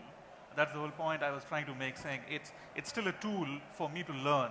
But not replacing entirely the formal education, traditional formal education. Don't think so. Don't think so, because it's more for passive learners. Yeah, I think the point that was made earlier, and I fully agree about the social element and the need for social interaction for students and the teacher, the role of a good teacher and the support network it can actually provide when the going gets tough. I think these are fundamental components. And I very much see that MOOCs can be a very successful delivery mechanism complementing a good teacher, complementing a social network, being part of the delivery of education as opposed to something that will just displace everything else and we will all be sitting in front of machines and be learning. I think the solution will be, can we use the best of what they offer and actually bring teachers? There's, I mean, you mentioned emerging markets. There are something like, I think by 2020 there's going to be something like 2 billion people wanting to learn English. There is no way we can build classrooms and get physical teachers in front of 2 billion people. Yeah. We have to find ways. We can do this virtually. But bringing the support network that students need is very, very important. I think that's the kind of conversation that needs to happen between the informal and formal sector. And I think it's a very good example. And the formal sector should be learning from what's happening with MOOCs, what kind of learning happiness, how social is it personal? And I'm not sure that from the formal sector we're actually doing that homework, so as to speak. Are we really learning as much as we should about what's happening outside? Because we have a very large comfort zone. The formal system it's hyper-regulated, it's compulsory up to a certain degree, etc. So it looks like disruption is not going to happen, but it's just around the corner. Actually, disruption won't be the disruption of learning. Learning needs to happen. It will be the disruption of things happening within a classroom. So even if they could manage to have 20,000 more classrooms, they shouldn't go that way. Because if they do, they'll be doing the wrong thing. So I think we need to learn about the way our kids, who are millennials, are learning. Talking about opportunities for maybe launching startups in education or launching new companies or developing existing ones. I mean, you all have experience about where are the interstices or the opportunities for launching new businesses. And we are here surrounded by entrepreneurs who may be thinking about entering education as a business. So I was wondering, maybe we could start with Bruno, of course. You are not forced to reveal what your PhD students are actually launching with EIT, but which areas or which businesses you think may attract the interest of investors in the future? What are some of the opportunities you see in education in the future? Not just delivering education in the formal way, but also providing supporting services for existing educational institutions or maybe helping the assessment of participants or the access of participants to education. I mean, what are some of the areas where we will see startups growing in the future? Before going to topics, I just would like to say that at the end of your study, you still need something before becoming an entrepreneur. You need some elements to provide you with some kind of free incubation support. And this is something which is developing. And without that, it might be hard to become a strong startup. And the second thing I want to say also is that we are also encouraging startups when they exist, for example, in Madrid, we can help them to go in other countries in Europe. So that's another point, is internationalization, not only in the US, but also in Europe. Topics on where we are working today is, of course, based on this multiplication of data, is urban life and mobilities activities. This is for us a really important point, and for it we will need the data and we need Internet of Things. So our students are really pushing there. The second element is health and well-being. It's clear that we want to continue to live healthy. So we need to get prepared and we need to be helped on how to move from 40, 50, 60, 70 years old the best way. So you have some tools that can help you for that, and lots of our students are working on that too. So this is some example. Bernard, do you see some other opportunities beyond the I delivery would of... definitely not go in language learning. It's already very crowded. So don't go there. No, I think everything with regards to employability skills. So less of the formal education, but what someone needs to do a job, especially with software development. I think there's going to be a massive need for software engineers going forward, and the traditional universities are not really fulfilling that demand. So I think software development delivered in an online mobile way with adaptive learning capabilities could be a good idea. If I may ask a question to Taz, because we are talking about millennials most often, and then we forget about something that Bruno was raising, actually the modern aging phenomenon. We are going to see many countries, not just here in Europe, but in China and elsewhere, where most of the population will be over 55. So how can we actually address the needs of the senior population who may need, to update their skills and continue in the labor market, since, that retirement age is actually being extended there. Yeah, no? I think that's right. I think there is a combination of two facts, if you want. One is we live longer, we work longer because pension ages get pushed into the future. At the same time, I think the pace of change and technological change is so fast and accelerating that none of us can rely on the formal education that we have had 10, 15, 20 years ago. So I think a real shift on continuous education, on supporting education, and also I think the trends that we see in higher education around specific skills, about micro-credentials, micro-certification, micro-training on specific parts of what do I need to do my job better, or what do I need to do a new job, is I think how the educational industry can help individuals. So modern aging is actually a segment or a field where there's lots of opportunities for creating new ventures, new startups. I think it's really exciting. I think, again, technology brings us the ability to do a lot more there, and to be ability to kind of focus on specific skills and offer people might not want to do another 3 or 4 year degree. They might want to do a specific intervention on a part of their job that they just need to brush up their skills on. I think these are the areas where I certainly see a lot of demand for. Nieves, do you plan to expand your activities into maybe the senior segment of population? Well, I feel that it's really, we give it names, but it's all really about learning and how to get learning right. Whether it's for the younger, for the older, for the senior, it's about getting learning right. So any approach to, what does good learning look like? How does it become personal? How it's adaptive is the key to success. Whether we then use it for different age groups. I think one of the problems we have in our present education system, that it works in segments that don't talk to each other. So we have the school system, and the university is giving its back to the school system, and the other way around. And then we have companies, and then we have groups of entrepreneurs, and it just breaks. That process is broken in too many places, because not the right conversations are happening. So I think if it's all about learning, and we're all in this for the same basic issue, I think there is a lot more that we could share.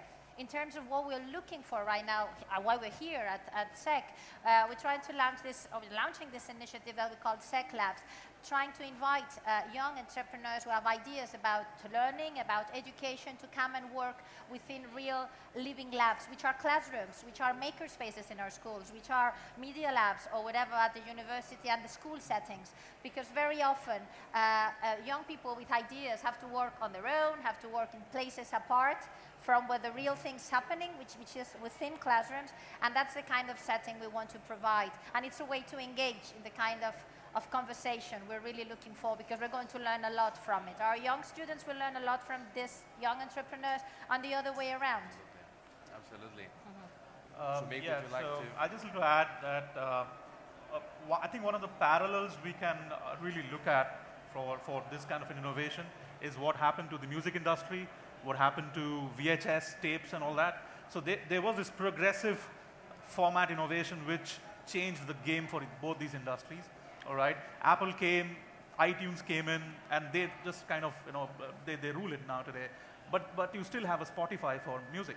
So the whole idea is that if you are looking at starting up in education, you might start looking at what sort of format innovation you could bring into education. The other thing is, there is also space for the framework side, wherein if you're saying that, I could be in asynchronous learning, and I can improve, let's say, take an example for Duolingo or a Busuu, the usage of spaced repetition algorithms or something like that, which improves the learning experience of some people and acts like a learning hack, it's very interesting. So the kind of investments which I'm seeing personally going ahead is what really happened in music industry or VHS and all that. So it's mono formats, exactly how Khan Academy is doing it today, or let's say any other such startup is doing today, and I think that's the future. Thank you. I guess we have maybe 5 minutes for a couple of questions from the audience in case. Just 5 minutes. So, couple of questions. I see lots of familiar faces in the audience, many entrepreneurs. So there's a hand there. Do you mind introducing yourself briefly? And I'm actually one of yours from IE. I'm from the IMBA. I'm a student, and I was interested in your opinions about the basic main issue of education, which for years has been giving knowledge, but knowledge is now becoming very cheap. It's in the tips of our fingers. So do we need to change the main idea of what education is trying to achieve? And if so, what will be the new main idea? Who would like to pick this question, which is a very profound one, no? Sumik, would you like to respond? I'm pretty excited about this question. The thing is, as I mentioned in my initial comments, we have defined education as a service, and that's how it has been existent for a long time.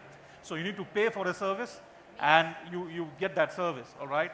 The problem of that kind of a model is there is always an inflation situation that happens, which is what we are seeing today. There's an inflation of degrees and all that stuff. Education inflation is for real today, right? Jobs which you are getting for grads are going to MBAs today. Now, the problem is if that model sticks around, it's not going to make any difference to our learning or education in the future. Thankfully, the disruption comes from technology, obviously, and the use of it. And redefining this whole education and learning as tools to better human experiences, tools to better human learning, tools to better human, let's say, networks in existence. So the future, or what we're looking ahead, is basically disrupting this whole definition of education as a service. It cannot be existent after this. That's what my point is here. Back to you guys. Yeah. Okay. Any other comments? Yes, please. Just to add, I think one of the points I was making earlier about shifting our thinking from inputs into outputs is very, very relevant here. I think it's exactly, education needs to move into what are we trying to achieve, why am I getting educated for, and what are my goals in life, and therefore providing people with the tools that they need to achieve those goals in life. I think that's the big fundamental shift we all need to make. If I may, I think that for a long time we've been talking about the new role of teachers, the new role of students. And we don't want to go into this question of what's really the role of education, because it's what's the role of formal education as it's been for many hundreds of years, and what it represents, because it does represent within society and in relation to many agents, political too, there is issues concerned. So that's not the debate we want. It doesn't look like we want to open it, if I may say so, but that's actually the real one, and that's the one we're all engaged in. And that's why we need different agents, non-formal, informal agents, to come in and play the game from within the system, not just trying things which happen outside of the whole system, to try and help us really open that real debate, which is what's education for right now? Is it really serving the needs of our students, the needs of society, the needs of progress as a country? And that's the key question. Are we facing it? I don't think so, not yet. Okay, I guess we are running off time, actually, but you should all feel free to come and say hello or present, your business ideas to any of our panelists. But for now, would you please join me in a big round of applause to them? Thank you.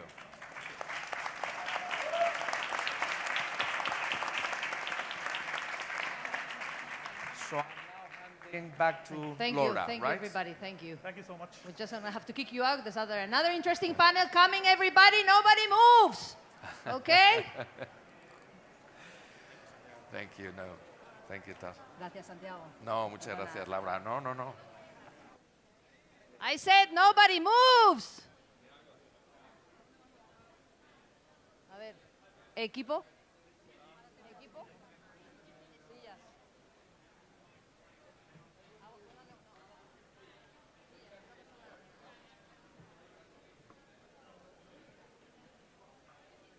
We are starting in 15 seconds. If you're not staying, which is a shame, please can you move away from the auditorium? Thank you.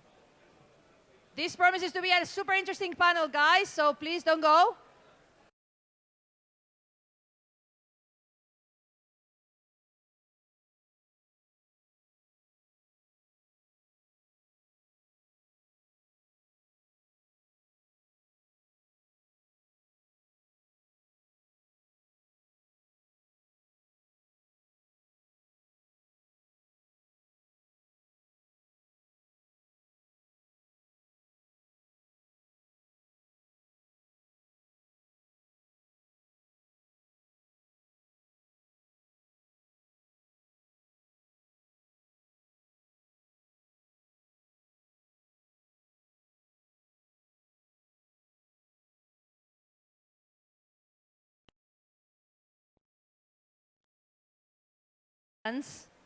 Has an impact of 10%, whilst our eating habits, lifestyle, exercise has an impact 5 times bigger. So don't quit the gym, okay? Our next panel has a lot to say about this. And according to our moderator, technology is not an end in itself, but one more tool for healthcare. It must be embraced by health professionals. Well, he must know what he's talking about. He's an expert in telemedicine and technology applied to healthcare. He's embarked in the transformation of the healthcare system through technology as the head of e-health business development at Telefónica. Wait there. His name, although he looks like an actor, is David Labajo, and he's ready now to come on stage with his panel. Please, everybody, welcome this new panelist. Thank you.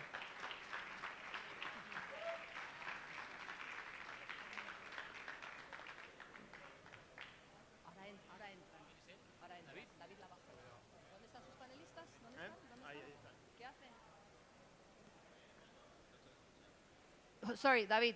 Sorry, your panelists are having a coffee, probably. Guys, no, there's some room at the front, please. Please join us here. There's some lovely soft cubes, super cool. They're coming. Join us at the front. There's space if you want. David, what, 15 minutes, seconds.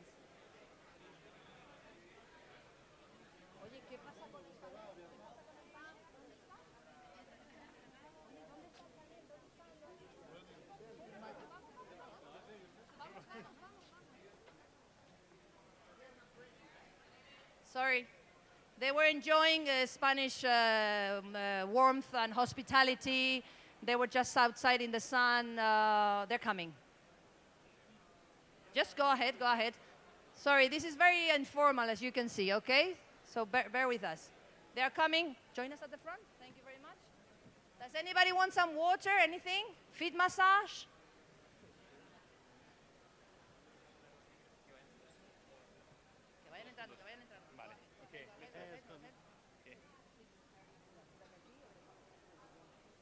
Que vayan entrando, que vayan entrando, que vayan entrando.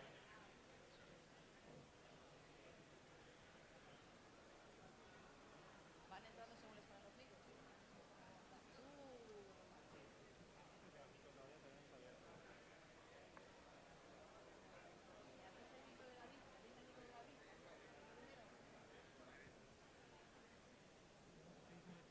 So there's a video. Entonces a Isaac le conoces, que es antiguo alumno Ya nuestro, estamos, ya fundador estamos, de ya estamos. Kiva, Ya funciona, ya funciona. que es esta empresa, ¿no?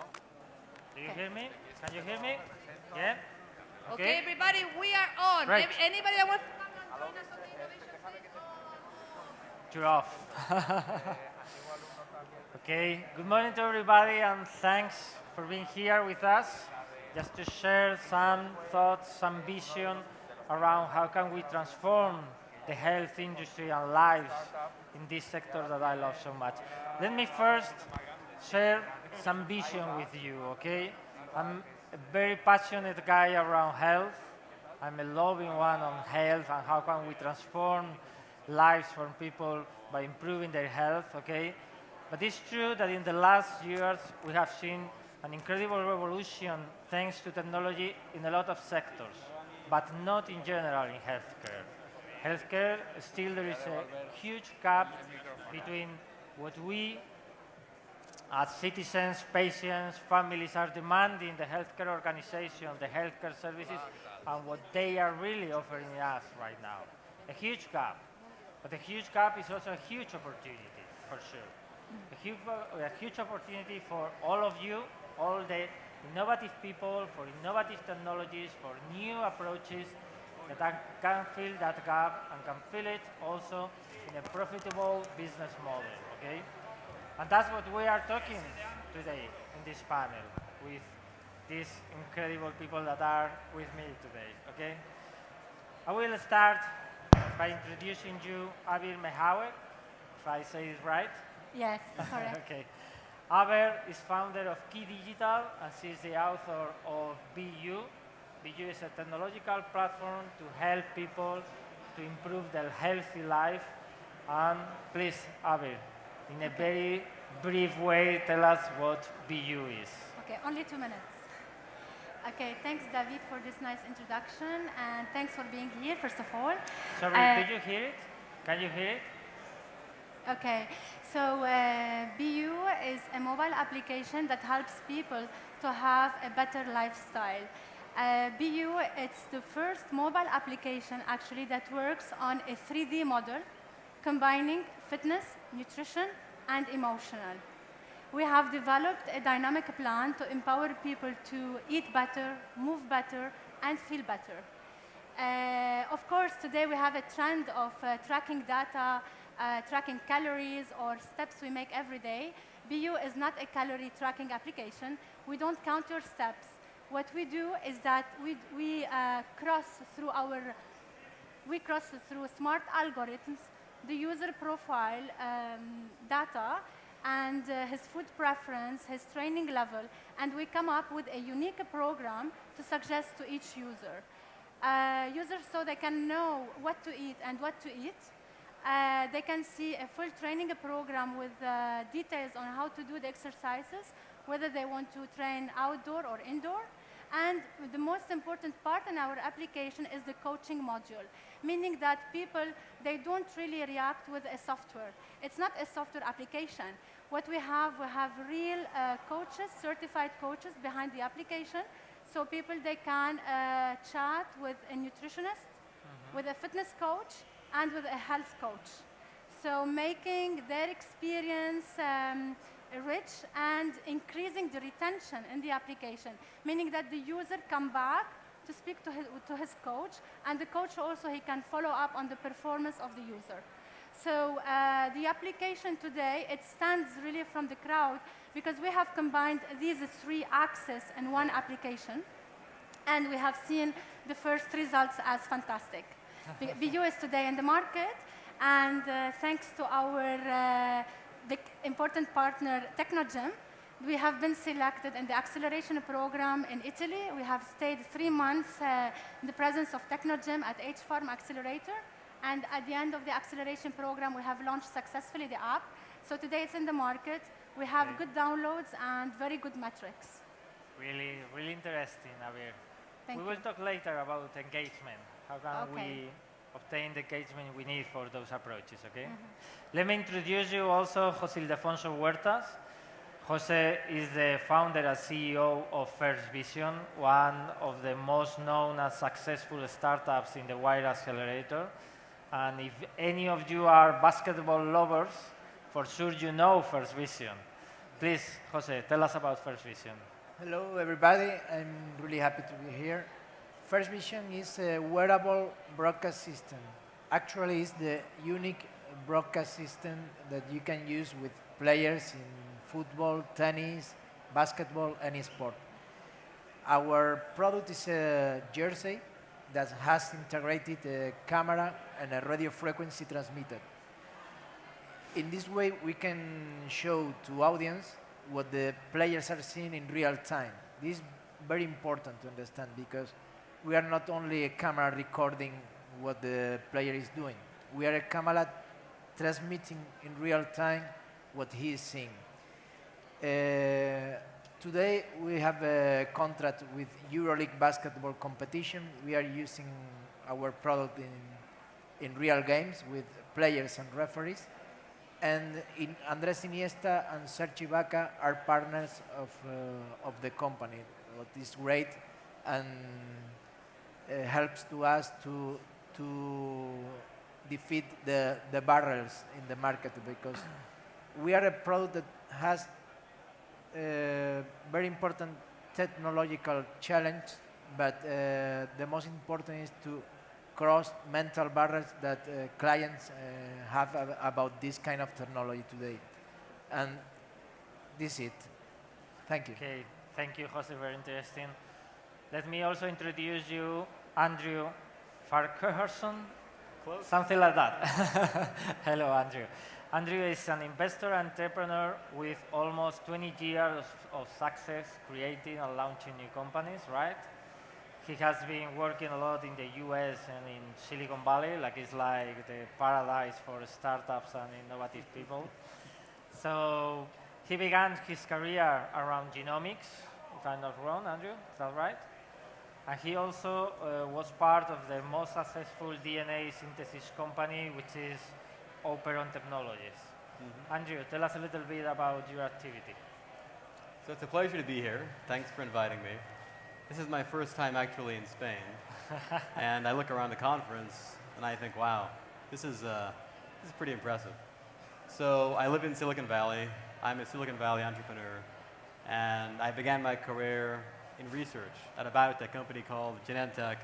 And then I built and sold this company in the DNA space, genomics. And then I became first an angel investor. And I learned a lot about the good and bad of angel investing. And then I co-founded a venture fund. So I co-founded InQ Ventures. I co-founded Venture Health. And basically, we invest in companies that can dramatically improve patient lives. So what that really means is we want to see a massive change in generally clinical outcomes and in health. And the kind of things we invest in things that are very hardcore FDA regulated. So drugs, devices, all the way over to wearable devices. So as I mentioned in an email, one of our investments was in Body Media, a wearable device, which Jawbone ended up acquiring. And so we're in that wearable space. And we see a lot of startups with apps, with wearables. And what we're trying to figure out is how do you build a business? What's reimbursable? How do you get paid? How do you get consumer engagement? Right? And those are often very hard questions to answer. And one more thing I'll say to kind of frame as I think about this conference, almost all of our companies are based in the US. I'm in Silicon Valley, but they come to Europe. They come to Europe as a first starting point for clinical approvals. And Europe is a very interesting market for health because the Europeans are very sensitive to payment. So if you can actually demonstrate adoption in Europe, you've got a winner. And in fact, one of our companies was acquired for $500 million this year based on just an initial approval in Europe. So that's enough rambling, but that's who I am. Thank you very much, Andrew. Sure. Let me introduce you Nicola De Cesare. Nicola is telecommunication engineer, like me, Nicola. and he is the business development manager at Technogym. But the most important question is that they have decided to launch an accelerating strategy around startups. Please, Nicola, tell us a little bit about that. Hi, David. Thanks. First of all, thanks a lot for having us here, and it's really a terrific panel, as we were saying. In Technogym, we strongly believe that in order to make the healthcare sustainable, you need to work a lot on the health part in order to reduce the care one, because the care one is the most costly. So the better the better you improve your lifestyle, the more healthy you will be, the less care you will need, and so this will make the entire world more sustainable. We know that technology can play a big role inside this. We come from 30 years of experience in the movement, but we have always been at the edge of the innovation inside, let me say, the wellness equipment, gym equipment manufacturing. But now we are doing the next step. And in order to cope with the disruptive digital innovation that is taking place in this kind of space, we realized that the only way to do it is through an open innovation approach. I mean, we need to refer to the young generation, to the new ideas sparkling in the startup environment, and companies that bring new angle to the typical corporate way to address this issue. And that's why we founded this wellness accelerator in Italy, in the north part, and where we incubate only startups that deal with the wellness space. BU, the company of Abir, was one of the first batch that we incubated. The results were really successful. We got application from all over the world. 60% were outside of Italy. That was quite peculiar for the Italian market. And actually, the 5 that were incubated were all foreigners' company. In our approach, this is a more strategic approach. I mean, we see them as a part of the future evolution of Technogym and how technology can hit this market with a different perspective. Okay, great. Thank you, Nicola. Let me launch a question to all of you, but let me start with Abir and Jose. How do you see health in the next 10 years, and how do you think startups like yours can help to transform the sector right now? How can I see, sorry, startups? How do you think your startups or similar to yours can transform the healthcare sector? Well, actually, as I mentioned in the beginning of my pitch, that there are thousands of mobile applications today in the store. And people actually, they have perhaps a difficulty to choose what's right for them. Because today we are talking about something also important. We're talking about health. So we have to be really aware about the type of health applications we are running in the market, and to differentiate between the qualitative and the quantitative apps. The trend that the user is today geared to, or it's the very fashionable, is the data-driven application. But data doesn't help to interpret if we don't know who is the person, if we don't know his profile. I cannot know if this data is available, is suitable for him or not. My vision is that we have to come up more with the quality apps. Of course, let's say from my experience with Technogym, being with a partner pioneer in the wellness industry, we have to really look at the problem from all its angles in order to produce or to give a cost-effective plan to combat a certain problem. In our case, we're working on obesity more, and it's a change in lifestyle. When you speak about obesity, you don't speak only about counting the calories, but you have to speak about the reasons behind obesity, which is 60% of obese people, they are emotionally altered. So I would recommend again to maybe put some more guidelines or regulations in this type of industry. Okay, I will come back to that later. But let me ask Jose. Jose, and what about wearables? How do you think wearables, or which role does the wearables play in the future and around our health and our way of life? I think that wearables today are an illusion bubble. I think that wearable technology, it's only a sector in our market, but we are talking about wearable, and we never had talked about water-resistant products. Why? Because it's an attribute. Wearable is not a category of a product. It's only that we have today the technology available to do things with our product that we never been before, no? to be able to do that. But our product it's a product called wearable, but the point is it's satisfying a necessity of our clients. That is, the technology has to be invisible for the players. But I really think that we have misunderstood today about this kind of products. In a few years, we will not be talking about wearables. We will be talking about products that you can wear, but it's only an attribute. It's not the essence of the product. Okay. And for us, the most important thing in our challenge in our market, it's the way that we need to introduce really big, really hard technology in a very complicated space, the body of the players. And it's a challenge, but I think that it's not defining the product. I think it's only, as I said, when I watch was water resistant.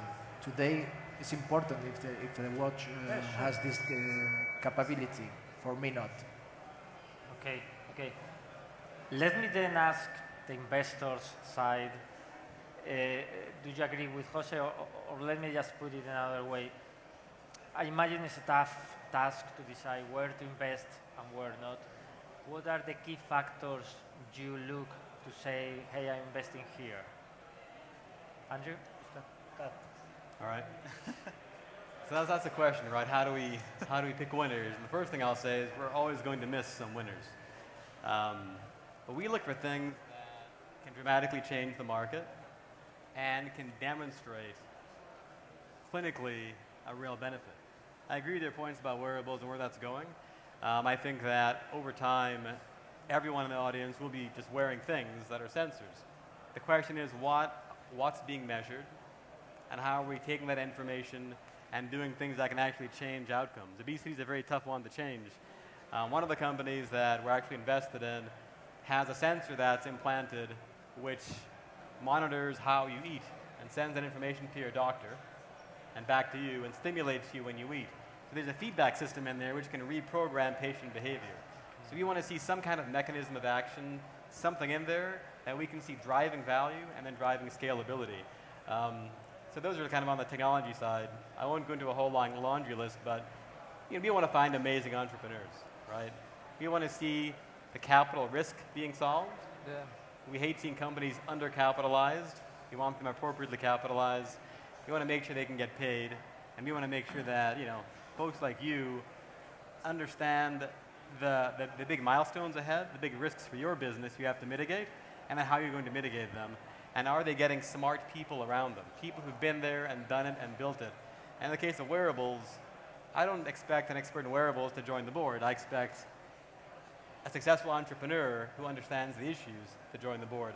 And having someone come out of an incubator like yours would be interesting because for me, you can help check the box. You can help answer my questions because there was a filter she went through to work with you, and I'd like to kind of understand how you did that. Yeah. I mean, now we have a little bit different perspective from what you have because being an industrial, we have also a strategic perspective. I mean, also on the synergic value that we test with our business. But when we come to the fundamental of choosing a company that would run into our acceleration, I mean, I pretty much agree. I mean, you look for, first of all, for great people, because if you don't have leader or people that are able to attract leader, you are not going to build anything, although the idea is great. So that's the main part. Regarding the idea itself, the fundamental must be there. Should be in a certain way synergic with what we see the future to be for Technogym and for the wellness space. And also scalability and the sustainability of the business model should be there. Otherwise, you're just creating utopia. Regarding the wearable device, I pretty much agree with the fact that today, I mean, they are really measuring something, but the real challenge will be the storytelling behind it. I mean, what's in for the people once they measure that? Today, I mean, you just track, you feel challenged, but after 6 months, basically you live it. If you put something on top of it, I mean, if the data that you are tracking are sent to someone that can read them and can advise you for your life, then you're impacting the life of the patient, then you create engagement, and then people start engaging with this technology. And of course, I mean, you really will succeed in wearable and IoT when basically you will not feel them and you don't see them. I mean, they are there, they do their job, I mean, and that's it. You are not saying today there is a boom of watches. I mean, the watches are more or less at 80% of the people. People look at the time, and that's it. I mean, it's not the boom of the watches. That's how we see it. Okay, can I add one thing? Yeah, sure. You made a great point. A really good point about engagement. Yeah. If you're teaching your customer something which they learn and then they're done, There's not going to be ongoing engagement. Yeah. And that's a key point to keep in mind. Yeah, coming back to the engagement, I will also ask you in general, to all of you. IMS Health published a report some days ago saying there are like more than 200,000 e-health apps in the different stores, in the different markets, in the App Store, in Google Play, and so on. What are we going to do as users with 200,000 apps? 200,000 apps that in real life, nobody in general are using them, is what you were saying before. The lifetime of a user engaged to an app is 1 month, 2 months at maximum, okay? So what do you think are the key factors to be able to sustain a relation between the consumers, the users, and these kind of platforms for a long life? Yeah, maybe I would be happy to answer this question. As in the beginning, as I said, that we are, bubbled by a lot of health apps. And I think 40% of the applications that you are mentioning, they don't really reach 5,000 downloads. So the big pie, maybe few percentage of this 200,000 application, they are basically the big tracking applications like Fitbit, like MyFitnessPal. They have millions of downloads. So today you have 40% of these applications, they don't reach the 4,000 or 5,000 downloads. And the other part, they are more geared into the tracking applications. So for me, I see it, as I said, it's a trend today. We like data. We like to see how many kilometers we walked today or how many calories we ingested today. But for me, it's only a fashion for today. Because at the end of the day, it's cool. No, we're tracking, but we need results. Because these calories that I am ingesting, maybe they are not the appropriate calories. Maybe I'm starving the whole day and I eat a burger before I go to sleep. So it's not about the quantity, it's about the quality of food we are taking. And people, I think, to come up with innovative or disruptive, applications in this industry, you have to look at results. If you see that I am providing an application that can provide a result to a certain problem, there I could see a sustainability. Also, another thing that, as I mentioned in the pitch of BU in the beginning, that we're not a software. People, when they interact only with a software, this is where it becomes at a certain point boring.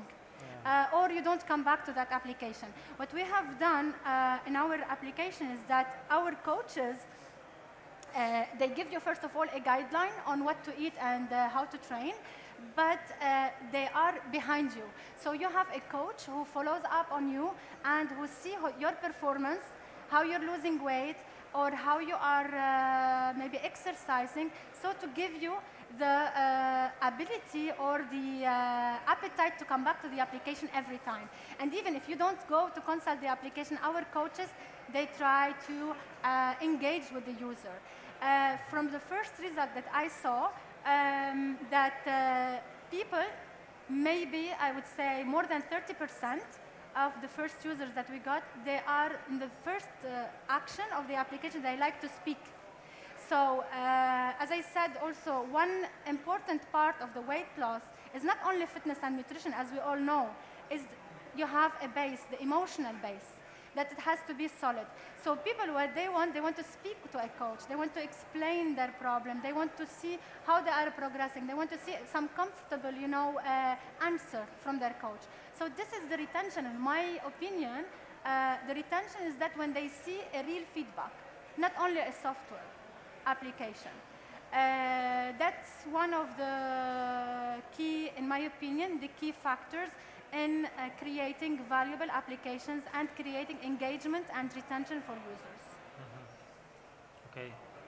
I completely agree that we have to stop of create applications and we have to create benefits because because technology, I agree too, it's a trend today, it's fashion, and we are understanding how to use it, and we need to find the benefits urgently and include the human persons with our apps, because it is difficult. Let me introduce a concept. I want to know your opinion. Pharma laboratories are introducing a new concept in the industry, mainly here in Europe, which is value-based business models, which is I'm not going to be paid for the pills I'm producing, but for the real patient outcomes I'm achieving with this treatment. Do you think these new models can also be applied to these new solutions? Andrew? I think the answer has to be yes.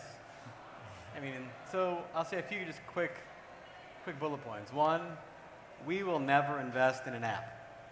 Never gonna happen. Apps alone are not enough. Apps can help enable value, but by themselves, there's nothing there. The 200,000 apps, of course, I mean, most are a complete waste of time. So it really is for us solving a problem. And for us, it's solving a clinical problem. If you can solve the problem, then we figure out technology afterwards. So someone comes to us saying, we have figured out a way to improve obesity, or treat epilepsy, or treat the stroke rate. That will catch our attention. So that's always been our approach. Now, a new aspect of healthcare innovation is clinical outcomes and cost. So we are looking for innovations that can dramatically improve outcomes and also manage diseases, chronic diseases. And if the entrepreneur has both those things in mind, one, the big problem, the other, the healthcare system cost, and can make those circles overlap, then we become more and more interested. I'm curious how many investment you have done. Yeah, because it's quite tight. My scar tissue is showing, so yeah. Anyway, now, I mean, on this point, as I said before, I mean, we really believe that it's a matter of providing something to, I mean, no user is going to stay attached to an app that is not going to engage him in a certain way. And you engage him either with the the only way you can engage him is giving him something he really cares about. So it would be, I'm obese, I want to lose kilos. Okay, I need to lose kilos. If I don't have result, I'm going to abandon it. Yeah. And then you have to cope with the other factor that you need to stay with him till he gets to lose the first kilos. Because once he's activated, then he's going to stay with you because if he believes in you. You need to gain his trust. And we have seen that although we believe that maybe technology can do something in keeping people, engaged on a more emotional way, it's not there yet. I mean, still the human touch helps a lot in bridging these two parts. That's why we invest also in, we believe in the idea of BU, but also in other ideas. Of course, I mean, it comes a problem of scalability that you normally sort it out with the marketplace behind it, because typically all these coaches and these kind of human people that are involved in the emotional space have a lot of free time now because it's complicated. Great. Nicole, Andrew, you both have been working or are working in the US. What are the main differences between being an entrepreneur there and here? Where do you think is easier to launch a new project, to raise funds, and to grow in this sector that we are working? You're asking how it's different being an entrepreneur in the US versus in Europe? In Europe, yeah. Well, that's a great question. You know, I didn't say this, but I'm actually an immigrant to the US. I came from a little island called Jamaica, and I'll tell you, the US is a much better place to start companies than Jamaica. And I'm in Silicon Valley for a reason, because Silicon Valley, there are so many talented people, and they inspire you and they push you. And in fact, Mara Pérez, who's from Spain, she moved to Silicon Valley a few years ago, partly because that's where you chase dreams. So I think there are some advantages for sure. Capital, talent, markets are all in the States. But the folks I see in Europe who are building companies, they're becoming actually very interesting. I feel like the culture in Europe, around, in my space in healthcare, it's beginning to become more mature. And the folks that are making it here, frankly, their deals are more attractive from a valuation perspective. I mean, we were chatting before I came in here about where we invest, and we invest in Delaware corporations because we understand preferences in the US. Yeah. But if there are Europeans who are trying to get companies off the ground and building in Europe, that's actually very exciting.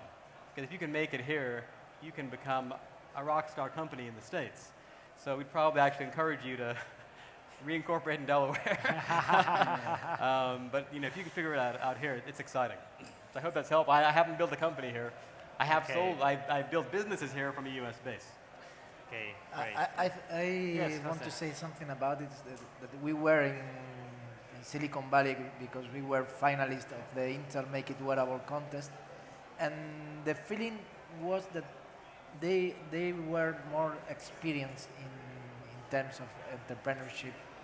But it's quite similar to the environment here, the startup environment. I feel it like very similar, and the attitude in people, and I think that in US people is more energy, that have more energy than here. But the environment in general was quite similar to Barcelona. I feel it this way. Okay. Are you from Barcelona? Yeah, I live there in Barcelona. I don't know very much about the Madrid environment. I think it's quite similar. I think of this one, I mean, what we have seen, I mean, we have recently opened an office in San Francisco just to be closer to the valley. What we have seen and what we are experiencing, also talking with the regulators, the problem that we see here is that we have got great talent, people really well educated that can really push beyond, but the problem is that the ecosystem here, the infrastructure here makes for them very, very difficult. For example, just their app, if they are launched in Spain, I cannot download them in Italy. That's absolutely crazy because we have no single digital market here. And the other point, this makes difficult for the VC coming over investing straight here. So I understand that when Andrew says we invest in a lot of company, I mean, now the trajectory of the European company is always the same. For the good one, you get up to the Series A where you can get 3-4 million over here, and then you do the flip. You just, if you are smart, you have structured your cap table very well. So this guy like you when you go over there. You have a new market. You can scale in Europe. You have your development in Europe where it's cheap. But the brain and the entrepreneur and the marketing is over there. So they can put the money where all the IP is, and the company can scale. So what we are creating for us is basically that. Being the legislation so complicated and so adverse in terms of ecosystem makes the advantage, sorry for this, but makes the advantage of the US. I mean, you create, you invest, you create some labor here that is good, but then the big hit is on the US, the big headlines are on the US because the best startups that we incubate here, except for specific case like, I don't know, Skype, this kind of I have a question I want to ask also. You know, just sorry to like jump in, but I think about European culture and starting companies. So how many folks in Europe will build a company, become successful, and then do it again, and do it again, and do it again? Like we've done 17 exits. Before becoming investors, we had 17 exits. We love building and exiting. Well, I'm just curious how you guys think about that. Do you plan to build and exit and then go back and do it again? Or will you just be done? Like one and done? That's a good reflection. Let me cut here because we want to have time for a couple of questions. Any question in the room? Come on, be brave.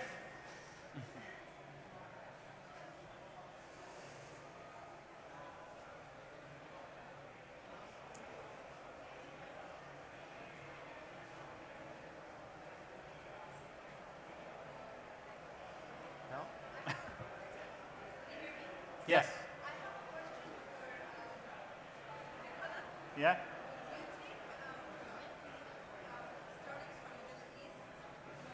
Actually, we have got, actually Abir, she's from Lebanon, but we have got application to our wellness acceleration that go from Azerbaijan to Silicon Valley, people that came up to our accelerator. We are really completely objective when we go to the valuation to understand who should we invest in. That's why we don't give priority to Italians in any way. We get also some concern for it. But we believe that if you get talent, if you want to get on things that are really valuable, you need to check for talents, and talents can come from everywhere. In your accelerator, do you have to be based in Italy for how long? We just ask you to be in Italy, in a very nice place, and they can tell you, but just we ask you to be there for the acceleration program. 3 people of the team, or if you're less, they have to be there for 3 months. And when is your next program? Next program, we just completed the... I think you have a candidate. We just completed the second wave yesterday. We had the open day. The next one should be, I think, Q1 next year. Excuse me? So, beginning of next year. But you can just check www.wellnessaccelerator.com and you get all the information. And just one more question, sorry. And in terms of partnerships, what is your just 3 basic criteria for partnerships? For partnerships? Yeah. At the moment, for partnerships, we believe is another key asset for our new step in terms of wellness. Yes. Because wellness, as is developing in this period, is at the cross of different industries. So we are looking a lot to players that come to us from the insurance sector, for example, players that come to us from, let me say, medical sector, where, as I said before, in order to make it more sustainable, we have seen that the physical exercise reduces the cost of care. Specific, and also improves the effectiveness of a specific care that you apply to a specific patient. And so we are also dealing with the specific cancer center, developing a new way to treat patients starting before, or dialytic center starting before with exercise in order to push back the time where they enter in dialysis, or they get or reduce the time when they recover from the chemotherapies, this kind of area. So a lot of health, a lot of insurances, and others, but they are more, let's say, temporary. Perfect. Thank you very much. Thank you. Thank you. Another question?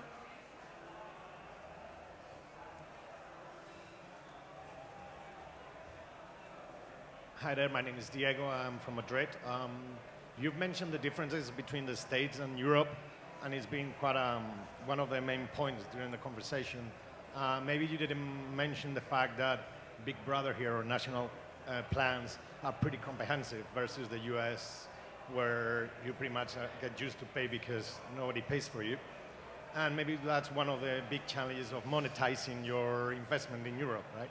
So having that in mind, what is your view on national plans, national insurance in Spain or in Europe, and when that is not comprehensive, private insurance companies that are very cheap, how they come into place in the next few years, and how you kind of interact with them to make your projects monetizing? You want to take this? Does it make sense what I said? Or? I can take it. That's fine. You can take it. Anyone? I'm happy to talk to it. Just to make sure I heard the question properly, though.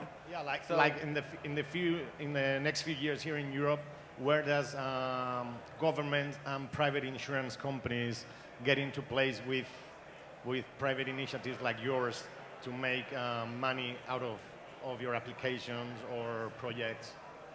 Because in the States, people pay for them. In Europe, people compare your app or your project versus for free in the national insurance or Yeah. 60 euros a month private plan. Yeah, so for us, so this is a whole topic by itself, right? And it's very important to us because everything we do, we care about the payment side of it. And there's a state side, there's a private side. And we prefer to have the state players on board. Now, we don't need to begin with that, but we have to at least understand the case for them. And Spain's a great example, right? It's free for people. So how are you going to make it work for the system? Because the state is not excited about increasing healthcare spend. But if you can dramatically improve outcomes, you can generally get paid by the state. So one of our devices is actually a $15,000 a year, $15,000 per patient per surgery implant. We launched in Europe. Sales are absolutely exploding, even though it's so expensive, because these are patients who are literally crippled by chronic pain. They're in hospitals constantly, and they go from an 8 or a 9 score to a 0 or a 1 score. So for us to go to a payer and say, look at all the money we're saving you, and look at these patients crying because they have such better lives, you can get those paid. But those are hard innovations to find. You were saying our criteria is really narrow. We see maybe 800, 1,000 deals a year, and we're trying to find those. Because payers, if you cannot get them on board, you cannot build the kind of business we like to get in. If you're doing a health and wellness, consumer payment kind of business, we have to understand what's going to drive that adoption, and we're just not wired to figure that out so well. We're much better at looking at proving outcomes, talking to the public payers and the private payers. If we're on the edge, we go with private payers to begin, and hopefully we can build a business and get the public payers on board. Without the public, it's hard to build a business. I hope that is a very short way of, and we can go offline later if you want. Yeah, thank you, Andrew. Any more questions? Anyone? Okay, thank you very much for being here. Really, it has been a pleasure to have you here and share all these thoughts with you. Thank you, David. Thank you. Thank you. Thank you, David, and your panel. Thank you very much. Don't go because we have the last panel before lunch. No one can have lunch unless you've listened to this coming one, okay? So please take a seat. We'll be with you in half a minute. Thank you.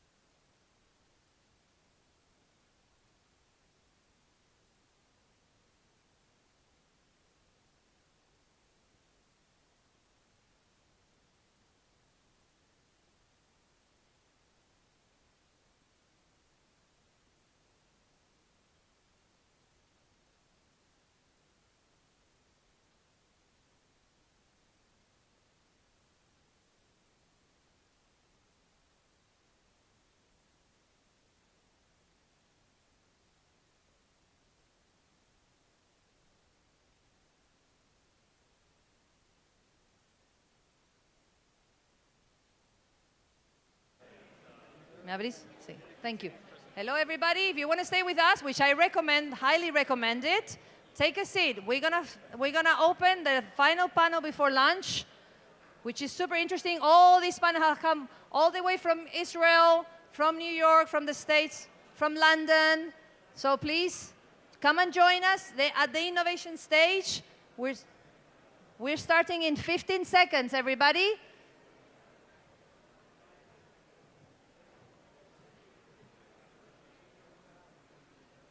Bernardo is not here, okay? Salva.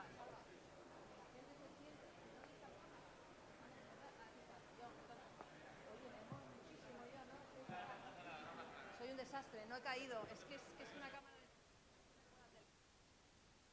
de... Welcome everybody. Welcome to the most interesting panel at this time, which is the following. Let me tell you something.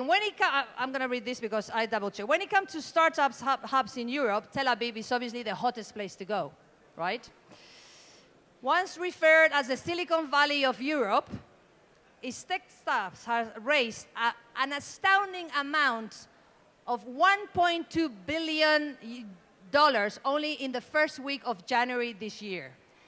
Nevertheless, New York City has overtaken Israel, or Tel Aviv, and it's placed itself in number 2nd in the ranking of most significant startups ecosystems in the world. Well, we have an incredible panel to talk about this. As I said, coming all the way from Israel, the States, London, all over the place. And we had a fantastic moderator that has disappeared. Bernardo Hernandez, whom, as you all know, is an angel investor, entrepreneur, serial entrepreneur, lovely guy that is vanished. So please, Bernardo, if you're around, we're waiting for you. But we don't really need you because we have a super mega panel, okay? So they're going to talk about this, is why Tel Aviv is lacking behind, what happened. And I'm sure we're going to have for a few surprises. So the panel is going to be a free panel introducing themselves. Please, a big round of applause for all these fantastic people coming all over the world. Thank you. Come on stage. Welcome.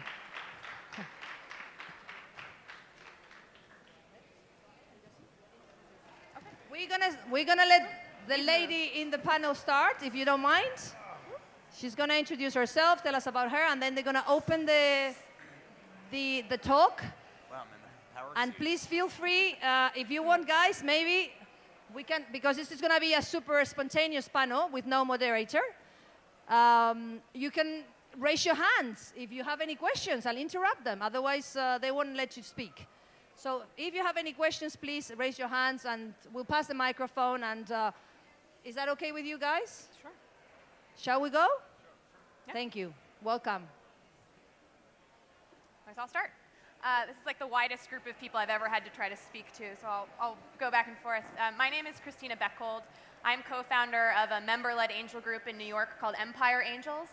It's a group of young professionals investing in technology startups with a focus on supporting young entrepreneurs, so sort of peers investing in peers. We've invested about $3 million into 14 companies and had 2 exits over the last 2.5 years. I'm also an early-stage investor at Samsung's Global Innovation Center, out of New York, investing in early-stage software and service companies that have some sort of strategic collaboration opportunity with a mobile consumer electronics or display business at Samsung. So I'm Joshua Siegel. I run Rubicon Venture Capital in New York. We also have a San Francisco office as well. Is mic on? Someone turn on my mic, maybe? No? Really loud. Hey, mate. Hello. Hello? There we go. Okay. Speak loud. So Joshua Siegel, I'm the general partner of Rubicon Venture Capital in New York City. We do later stage seed, Series A and B rounds for software internet technology companies, mostly in the mobile, fintech, big data, IoT, and enterprise SaaS areas. We have a portfolio of 15 companies spread out throughout the United States. We can invest anywhere in the world, and we look at a lot of different companies in a lot of different areas. We are value-add investors, which means we write a check to our companies, and then we use our Rolodex network, professional relationships, whatever it is, to help the companies scale. We basically get them to the decision makers at large companies that are going to be their clients for the most part. We invest with lots of other venture capital firms on both coasts and in the European theater of operations as well. So we're very open to all different kinds of startups. Go ahead, Adam. Hi, Adam Plotkin. I'm a partner at FFVC. We're a New York City-based seed and early stage VC. We have about 60 portfolio companies, about a third of them in New York, about a third in California, and a third elsewhere in the world, really. We're generalists. We have very few a priori industry restrictions or lists of things that we won't do out of the bat. So we have a pretty diverse portfolio of consumer things and of enterprise things and of unusual businesses that are connected to old industrial types of companies. And like Rubicon, and I think actually like a lot of New York investors, we devote probably 80% of our time to our portfolio companies after we make the investment, doing introductions, connecting our companies to various assorted resources to encourage their success. And for a relatively small firm, we have a rather substantial staff of acceleration services professionals who we use to be points of contact for all of our companies as a hub. Hi, I'm Gadi Mazor. I'm one of the general partners and founders of Our Crowd. We are a bit different beast relatively to typical VCs. We are a hybrid between a VC and a very large network of angel investors, so over 10,000 angel investors globally. And basically the company sees when they come to us, the company sees a VC with all the processes, due diligence and negotiation, but then we make our own investment and then we open that investment to the network of angels across the world. Again, over 10,000 angels. We're very active in Israel. 75% of our investments are in Israel. We've done 80 investments in the last 3 years. We just started that in 2013. Became the most active investor in Israel and now expanding globally. I was an entrepreneur for 20 years before, and then Our Crowd is the first time I crossed to the side of the bad guys and look at that as kind of an enterprise also. My name is Ned Jacobson. I was Facebook's first international head of business development and mobile business, and I'm now the co-founder of Spark Labs Global Ventures. We're a global seed fund with over 55 investments in 18 months. We have offices in San Francisco, Tel Aviv, London, Singapore, Seoul, and I'm based in Tel Aviv. We invest mostly in the sector of IoT, fintech, digital health, and cybersecurity. And that's it, basically. Yeah.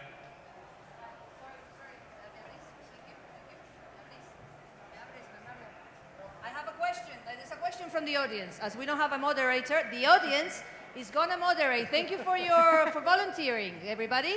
So we have a question here for the panel.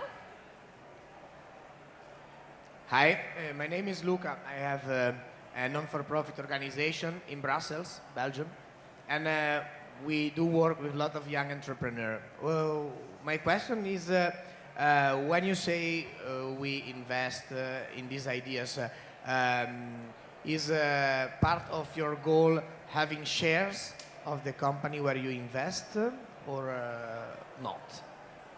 Well, if you don't have shares in the company, it doesn't make sense to invest. So I would see that. But are you talking about like equity or? Equity. Okay, that's what I figure. We invest both on what convertible notes is very popular, but also equity. It depends on, how hot the deal is. Thank you. So the nature of a convertible note versus a preferred share for venture capitalists is almost immaterial. When we invest, whatever the mechanism is, we're always looking to own equity. So when you invest in a convertible note, you fully expect that note to convert into the next round of preferred equity. So the expectation is there. The fact that it's called a convertible debt note is very immaterial. That's just a convenient structure. Thank you. Or a terrible Hi. one sometimes. So, Or a as a- terrible as one a- sometimes. Sometimes, yeah. So as a recent graduate of computer science, I have no ties. Where do you recommend me go to go start my career? Should I go to Tel Aviv? Should I go to New York? Should I just do the Silicon Valley trip? I don't know. I feel like this panel is a good one to ask this question. Well, those of us in New York would certainly say come to New York. Yeah, okay, what are the Well, pros? I mean, I would really... Convince me. The ecosystems are different in various places, and different startup cities around the world offer different things. You have to look at it in terms of lifestyle costs, how much money you're going to be able to make, what you want to do, with what kind of startups. I mean, San Francisco, New York, London, Tel Aviv are certainly all hotbeds, but they're all also very expensive to live in to a certain extent. Austin is another opportunity, Boulder, Colorado, Seattle. I mean, there's a lot of different places. Los Angeles, too. Los Angeles, we want to be on the beach. Recently. You know, I think you kind of have to start with where do you want to live personally. It's a personal decision. And then you could also go about it a different way and try and identify specific companies or founders or kind of sub-ecosystems that are interesting to you and just kind of attempt to embed yourself to check it out. I just had a discussion last week with a company actually based in South Africa, and they're moving for 6 months to Tel Aviv just because of the ecosystem. I mean, in their case, they actually joined one of the accelerators in Israel. So that's one of the options also, is that if you want to kind of start and you have your own idea, to find an accelerator to join for 3 months, 6 months. Chile, for instance, has a great program for outside entrepreneurs to come for 6 months and actually get funded. It's called Startup Chile, very successful. But I think that in addition to where you want to live, try to find a framework under which you're actually going to start those first few months. Otherwise, you can just get lost.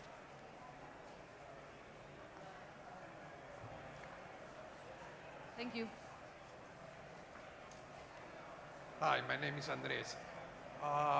One question, no offense, maybe for Christina and Gadi. What will be the main... Speak louder. We can't hear you. What will be the main difference in the ecosystem for New York and for Israel, for Tel Aviv? I'm talking about in New York, for example, a startup thinks about the US market as the main initial market. In Israel, most of the startups think global from the beginning because the market is very small. So what will be the main difference in those? We have better food. We have beaches. In New York. Weather, too. Better weather. and the weather, yeah. We have beaches. Not as many beaches, but we have them. I would say access to capital is one of the big differences. Certainly, Series A and beyond. Angel capital is readily available in both ecosystems. But usually in Israel, when you want to get to that next level, there's a limited number of firms in Israel that you can go to before you have to leave Israel to get additional capital. And you don't necessarily have to come to New York, you go to London and direct to San Francisco. But within New York itself, if you're doing a startup in New York, you can go all the way from friends and family to angel to A, B, C, D, and beyond. It is there. Yeah, I would disagree a bit on that, and thank you for starting the discussion. It actually goes back to your point that startups in Israel, when they start, they from the very beginning look globally. So, and that includes raising funds. I mean, one of my companies, we raised $25 million. Only the first 4 or 5 million came from, as Joshua said, came from Israel. But it's always the plan that the next rounds are coming from international investors, investors that are closer then to your market also, that understand the market, etc. So I think at a good startup, after there's tons of seed, tons of Series A, more and more funds that also do later stage in Israel, but kind of in the system itself is the assumption that the next rounds will be with large, primarily US investors. And local VCs in Israel, there are 70, but a total of 220 global funds that are active in Israel making investments. So, and in many cases, an Israeli company is actually officially a US company, not an Israeli company. So I think that the funding side is something that is kind of natural for us. I think Israel is also quite unique in the bed of talent that it has access to. I mean, it's really a hotbed, particularly in certain sectors like security. I mean, that's really where a lot of the innovation is coming from certain areas, just because of the individuals that are there. New York, in contrast, while certainly has a great and growing talent pool, is often in and of itself is a large market, unlike Israel. So you can start a company there, be focused there, and usually your clients are probably physically located there. So you have a lot of proximity to the people that you're trying to sell to. I mean, it should probably be noted, too, that it's less than it's always been, but still, there's a very dominant percentage of successful startups in New York City that are in some way connected to the other major industries that we have in New York City, namely advertising and financial services. Thank you. I have to thank this lovely audience for moderating. You've never had this before, have you? Yeah? An audience moderating a panel which they haven't prepared. So thank you so much, everybody. Now you have to follow with more questions. This side of the room? We have 2 questions here. Thank you. A question for Josh. Roberto's my name. About crossing the Rubicon. I mean, how just to keep in subject, how with all these new startups sprouting all over the world, what are you really looking for to make a difference when you decide to invest?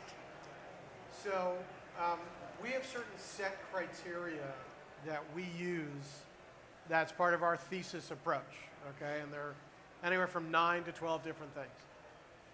One of them, as I mentioned before, is really the value add. So we want to be sure that when we're evaluating a startup, does it fall within an industry area where we have a lot of connections at high levels, such that after we write the check, they do their funding round, we pick up the phone, and we make stuff happen. So as an example, to give you this, we have a fintech company in the portfolio, and they concentrate on the mortgage space for consumers. So they'll redo your consumers. One of the things that they were trying to get done is to talk with Fannie Mae and the National Mortgage Association and other big lenders about how to implement their product across their ecosystem and get them intertwined. We were able to use our connections and our relationships to get high-level meetings to bring this up on the radar and make things happen. And we were successful at it. So that is one of the things that we're able to do in that regard, because our Rolodex is as deep as it is. And between myself and my partner, I mean, I'm in my mid-40s. Like, I have 20 plus years of professional experience. I come from a banking background. I'm able to do that. We also have LPs that are high net worths or family offices. They can touch, hundreds of different industries at multiple levels. So as much as we're interviewing the startups for what they want to do, we also interview our LPs to see, all right, what are you going to be able to do for companies that we might invest in? And that's really important. So depending on the industry that it's in, we're going to be like, all right, what's your industry? How are you trying to solve a problem? And are we going to be able to really tip the balance, say, you know what? We're going to make 3 phone calls tomorrow, get you 3 meetings to the decision makers at Fortune 500 firms and change your whole business, or make it better. I mean, whatever it is. So that just gives you an example. So does that mean that what you're looking at is speed of execution? It's not necessarily the speed of execution, but the quality, because if you execute too fast, you may run out of money, which is not a good thing. We want to make sure that you're executing on plan. At the end of the day, it's your company. You operate it. We're just there to help. Morning. My name is... let me just make one point. I mean, to continue that, we're looking at the same value add with the network effect that we have with our investors. So when we get closer to making investments, we're trying to see if we can leverage the crowd of 10,000 investors to help the companies. I'll give you one example. We had a company that does electricity generating turbines that are installed in the water pipes of the municipality and use the excess pressure in the water pipes to create electricity. That was very easy to basically leverage the network and say we have 10,000 investors in 90 countries saying this company needs very specifically introductions to municipal water companies, and we got them six sales out of that. So kind of a similar value add criteria, but of course a different scale or different type of network. Morning, my name is Juanfra. I'm working for an online platform for the startup ecosystem. So the question is, well, we are thinking of that Tel Aviv, New York, and all these kind of places are very good because you can meet people, because you can, the ecosystem built up by personally. But how about thinking of an online ecosystem? How can it be? Which are the key points we can think of to build up an ecosystem that is worldwide because it's an online ecosystem? I think the biggest challenge with online platforms is creating a sense of community. I think that's something that, at least with the platforms that I have experience with in the United States, that's the thing they've struggled the most with, is how do they harness the sort of collective power of this group of people. And particularly, I don't know if the platform you're trying to build is focused on early stage and sort of individual angels. Is that what you're focused on? It's open to any types of startups, where we are focused on the more likely to be invested. Okay, well, generally speaking, if it's individuals that are signing up for your platform, one of the reasons that people tend to get into early stage investing is because they want to be helpful to the companies. As do certainly the VCs who come on later, but particularly early stage, individual investors, they're looking for that sense of value add. And so finding ways for people to be able to provide that through a purely digital platform is going to be the challenge. So thinking about creative ways, maybe that means that you have in-person meetings in some places where you have a collection of people who are part of your platform. Maybe sending out regular newsletters about portfolio updates and ways that people can be helpful. The idea of leveraging the 10,000 investors to get 6 introductions.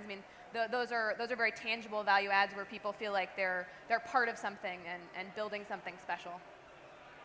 Thank you. Hi, my name is Edith. I'm from an accelerator in Lisbon Challenge. The topic of punching out of the weight line, it's something that really interests us. We started 5 years ago and there wasn't much happening in the ecosystem. We're obviously trying to bring it to the next level. In our accelerator, we have a roadshow that goes to Tel Aviv and New York sometimes, San Francisco, London. I would be interested to hear what you would recommend as like 3 things that we could make happen in our ecosystem in Lisbon to bring it to the next level. So certainly organizing the early stage capital, so the friends and family capital, the angel capital, is very important for the ecosystem. Other things like getting, Amazon Web Services and Google services and, any sort of standard services that early stage startups would need to be subsidized or free to help them get off the ground. And that includes like cheap office space. Government assistance is always very valuable. I think one of the best things that most of these early environments is you need a win. You need a good company, even if it's a small win, that is known beyond your borders, that gets other people to say, hey, let's go to Lisbon. Let's go check out what's going on in Lisbon. There's great programmers. It's in a great location. I've been there. I happen to think Portugal is beautiful. So that would be my suggestion on that regard. I I was in Portugal a couple of weeks ago at the Portugal Investors Forum for Portugal Ventures, and I was really impressed by the level of engineering talent in the country coming out of the universities. So I think that's quite unique, particularly for such a small country. I think the biggest challenge that I witnessed was companies waiting a long time, like spending a lot of time to build something before expanding outside of Portugal. And you know, it's a small market. I mean, Portugal's population in the whole country is smaller than New York City. So I think pushing your entrepreneurs to you know, build quickly and try to expand outside of their home country more rapidly, I think will help to attract some more attention. Because I think there's really interesting things happening. I was really impressed by the quality of the technical products coming out of there. I would add one completely different parameter, and this is more on the culture, and it's the toughest, I think, to build. But basically, both I think in New York, in Tel Aviv, in the Valley, it's okay to fail when you start a company. When I'm responsible for the global expansion of what we do, and in some countries, primarily in Europe, I mean, definitely in Germany, for instance, failure is not an option. I mean, the risk of failing and what would happen to me personally with my resume if I start a startup and then the startup fails in 2 years, that's a major issue for the entrepreneurs. And I think we say in Israel that you don't celebrate successes, you celebrate attempts. And if you can kind of create this PR around hot startups, even if eventually they don't succeed, that will drive entrepreneurs into the scene.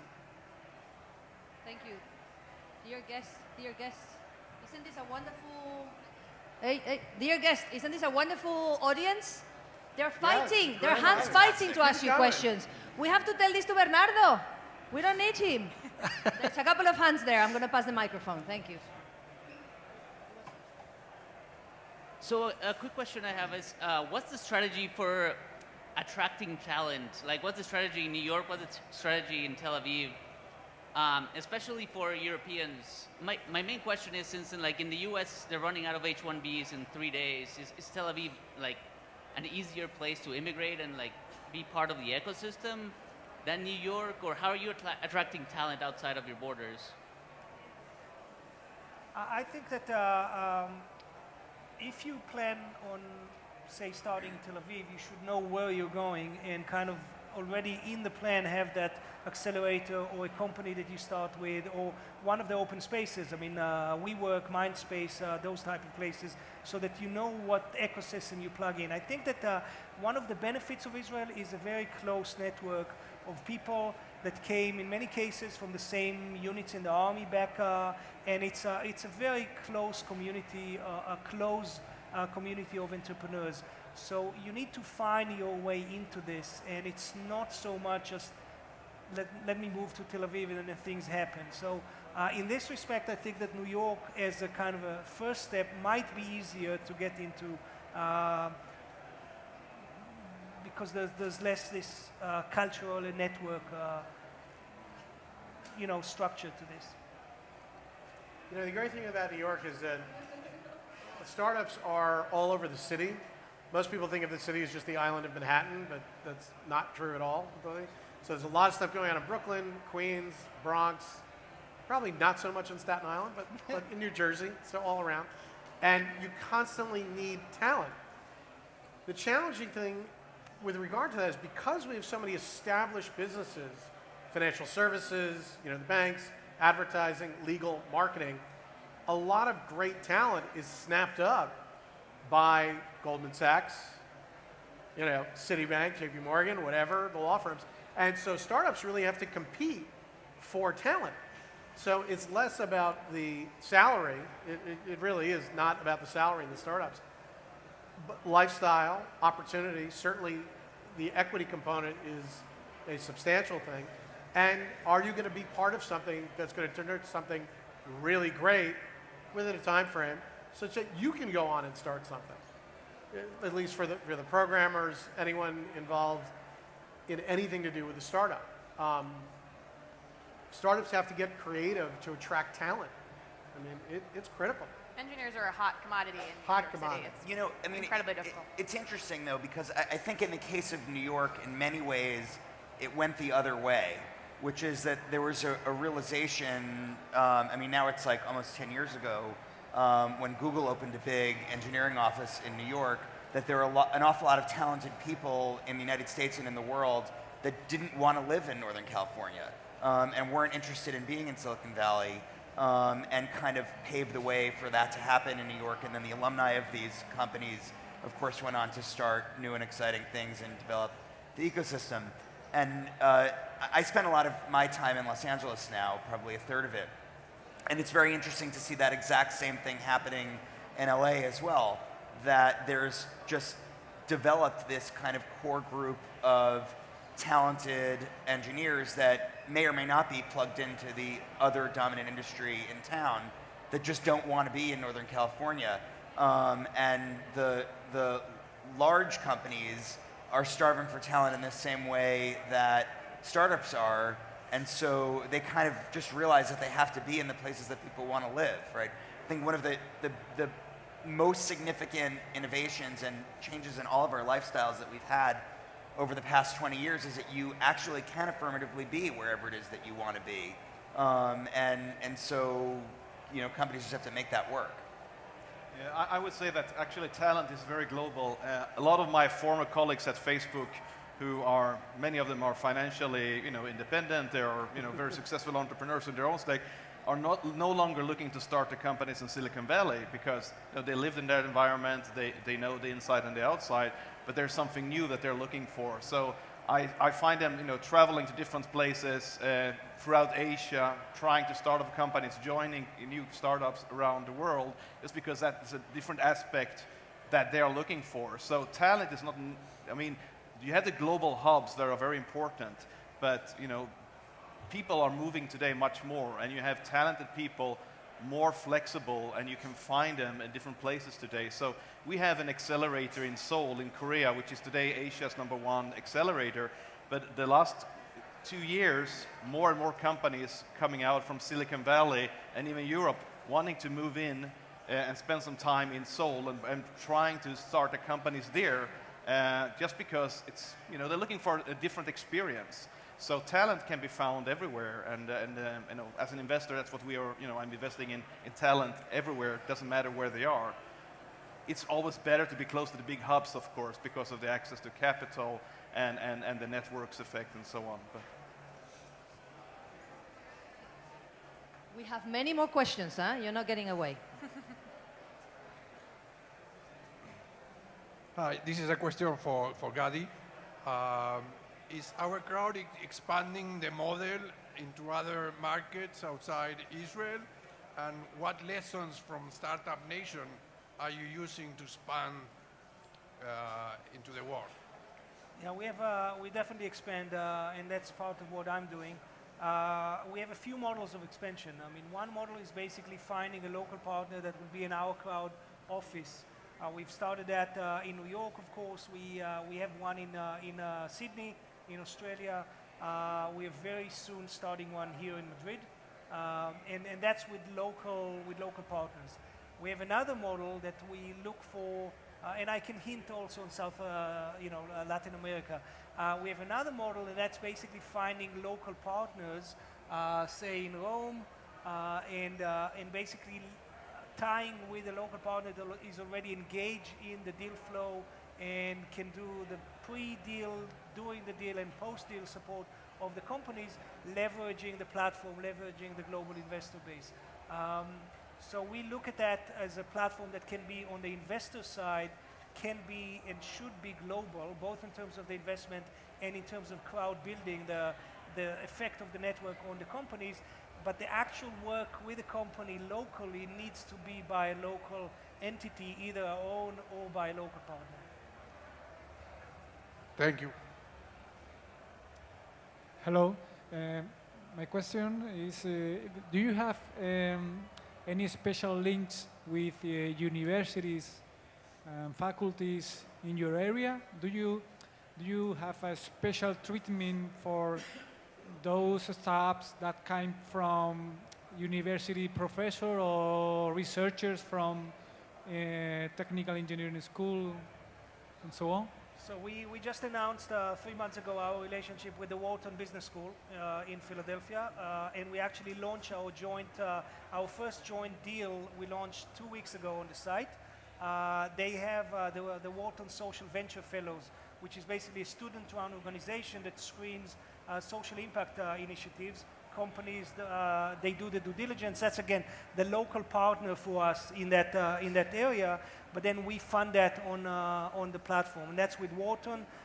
We are working with 5 more schools in the U.S. Not public yet. We didn't announce that yet. A school in, of course, in Tel Aviv, actually in Jerusalem. So we basically want to find schools that have either strong research, or strong entrepreneurship program. But with this focus on taking them to the next stage of actually making them become a company, and then we have a model for those type of entities.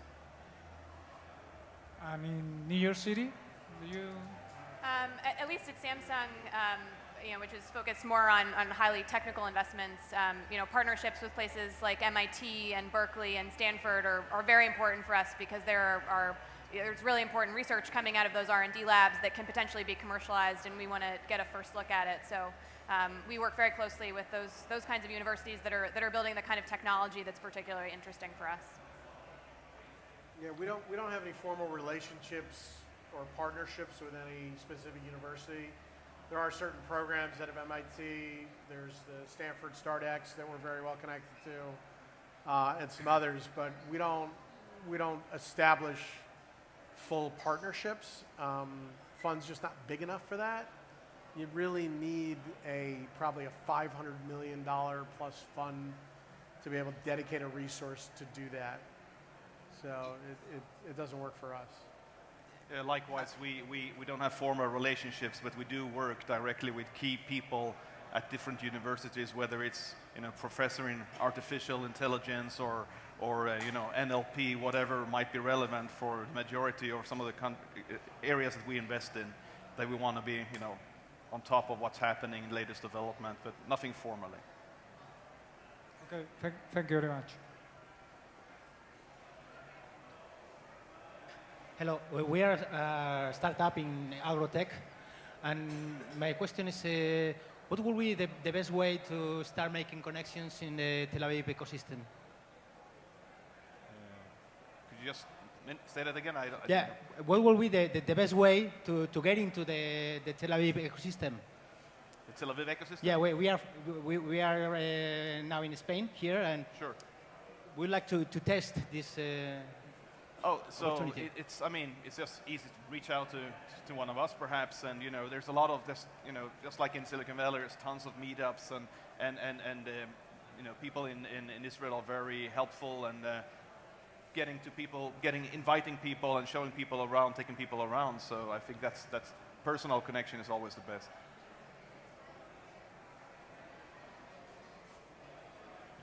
We have more questions? So you're going to give us all your phone numbers and sure. private ones? I'll give my gaddies. Yeah? Okay, he was actually asking you for all your contact details and your friends. It's pretty easy to find us, right? That's kind of one of the things about being a VC is that we are not hard to track down. We don't hide, right? Yeah. Like one of the things that I want to hear from entrepreneurs, I want to see exciting business plans. I want to have people that I've met along the way come back in touch with me and share ideas with me. And so, I'm sure I'm on Twitter, and my email address is very easy to guess, and you can find it on our website. And I'm sure that's the same, and LinkedIn, of course. I'm sure that's the same for all of us too. So, you can and should just reach out. So we have the feeling, I'm an entrepreneur myself as well, and you also have the feeling, maybe that's why this gentleman was asking this question, that investors or entrepreneurs, Eric, can I have?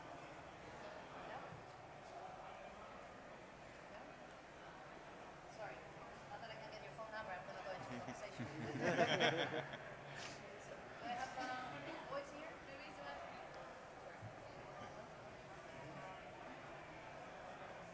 It's dead. Okay. Anyway, what I was going to say is probably we are scared of contacting you guys because you are being pitched all the time, bombarded by entrepreneurs following you around. We don't want to be seen as a pain in the, so we're waiting for the right moment, but maybe it's as simple as just approaching you and saying, I have a great project. So I think it's very important. Most of us, at least, have been entrepreneurs, so we know what it is to be an entrepreneur. Yep. Obviously, when you're flooded, you need to have a filter. And I think I try to talk to everybody I meet and everybody who comes and be serious, but I'd be super fast if it's not relevant, just saying, hey, listen, we don't invest in this, and this is some advice I can give. Just to make sure that you're going to get dragged into long conversations that's not going to be beneficial for them and not for me either. And I think that's the best way, just to be honestly brutal. But we're all people. There's no difference between investors and entrepreneurs. We have investors, We are pitching investors. No, okay, so you can pitch these guys, because Caviedes, one of our most well-known investors in Spain, he always says, and I'm sure you've heard him saying, guys, when you find me in the corridors, don't pitch, okay? Just don't pitch me. You just don't do it. He's been being pitched all the time. So probably your question was going on that direction, yeah? I think there's also a subtle difference that you can make, that instead of just pitching someone and asking them for a check, which is what most people do, ask for their opinion. I mean, people love giving advice and giving their opinion on what you're doing. So I think that the subtle change in the way that you ask that question and getting that feedback from someone can often make it an easier conversation if you're a little less comfortable. And I don't even know how to present your information properly. I mean, we don't read business plans as a first glance at a company. So if you send a 30-plus page business plan, I'm not going to read it. I might go through the first 2 pages. We look at decks because communicating your information visually, because that's how most of us learn, is the best way. So 15, 18 pages for a deck. That's a lot. That's a lot. Yeah, well, I like to see a lot of information. 3 to 5? You can do it. You can't convey enough in 3 to 5. But anyway, and the one more recommendation not a exceedingly long deck. And have words and images. Don't try to put everything on the deck. Remember, the deck is going to get you the phone call or get you the meeting. It will not get you the investment. So if I look at a deck and I have no idea what's going on, it's an instant pass. I just don't have the time to bother. So make sure you know your audience, okay? And I would just add that you can leverage LinkedIn and get someone to introduce you to one of us. I mean, again, we answer everyone that approaches us, but if it comes to an introduction through someone that we know, it does get a little above the noise. So it does give you a bit more points, more chance to kind of really get a serious look at. I'm sorry to say there's more questions. Sorry, yeah? There's no lunch for anyone yet, okay? There's like 3 or 4, okay? Get ready. Sure. In order of raising hands, here, then we're going over there. I think we're going back. Hi, my name is Shabs. I just wanted to add to the comments about reaching out to VCs from the entrepreneur side of you, because I'm trying to validate my business model. It's at the start, so the customers that I have to reach out to are actually family offices and VCs, and it's really, really hard. But I completely agree. It's not about it's just about finding their opinion, not about trying to sell your concept or an idea and get them to invest in it. And I think you've got to have a lot of guts to do it. And just a comment about LinkedIn, I thought this would be the best way to approach it, but I've seen some people's LinkedIn inboxes, they're like 300 emails that they've not read. I think the best way is to just pick up the phone and do it the old-fashioned way and try and call and say, and it's worked once, and it's failed. So, and if someone calls me, I'm really confused. If somebody calls me without a prior schedule for a phone call, I'll probably answer my phone because I have kids and a wife and all that. And you never know where you're going to get a phone call from. But if it's an unscheduled call from an entrepreneur or anyone trying to pitch me, I kill the call right then and there. We don't have time for that stuff because we're busy during the day. Schedule the call. Do us the courtesy of scheduling the call. That just makes sense. I think the easiest way is forget about LinkedIn. That doesn't work.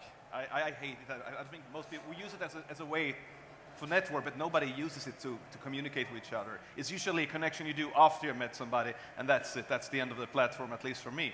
But if you use Twitter, it's very, you have, so people who maybe follow me, they know that I'm obsessed with mountain biking. So, or craft beer. So they know, hey, listen, if you have two pieces of Or volume of information that you can get attention for, then afterwards, like, I'm happy to talk about anything else. It's like, no problem.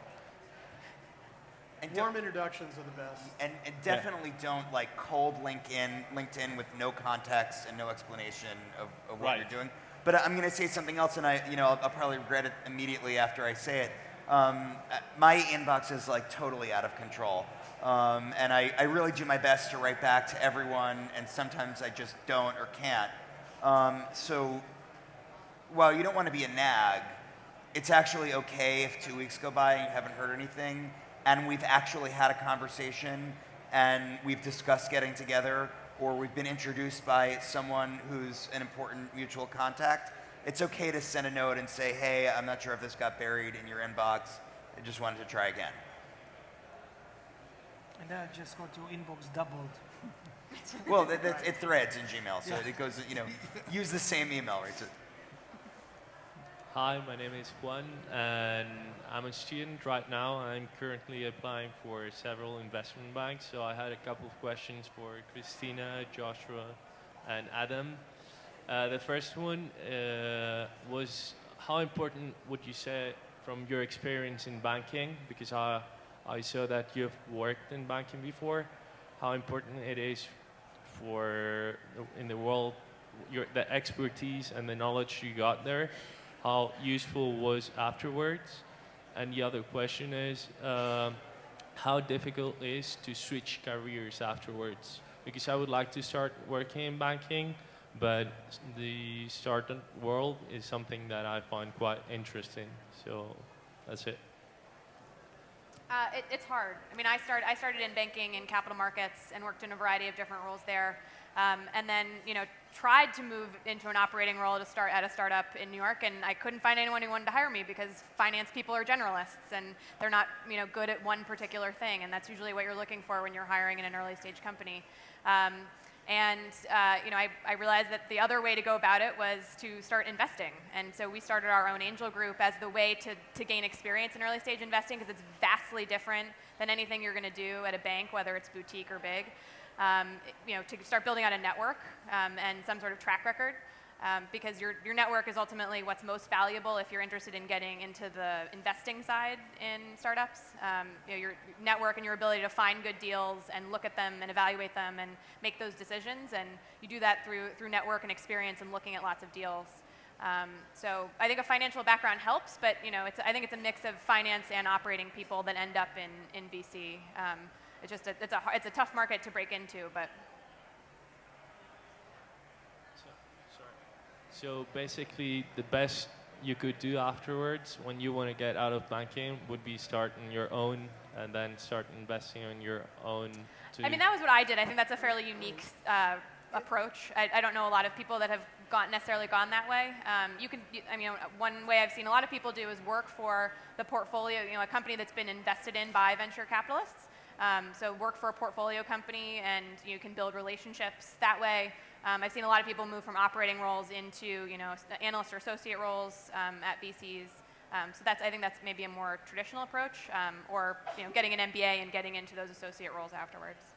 Yeah, the challenge with being a junior associate, principal, whatever, at a venture capital firm is that those jobs come up very infrequently. Yeah.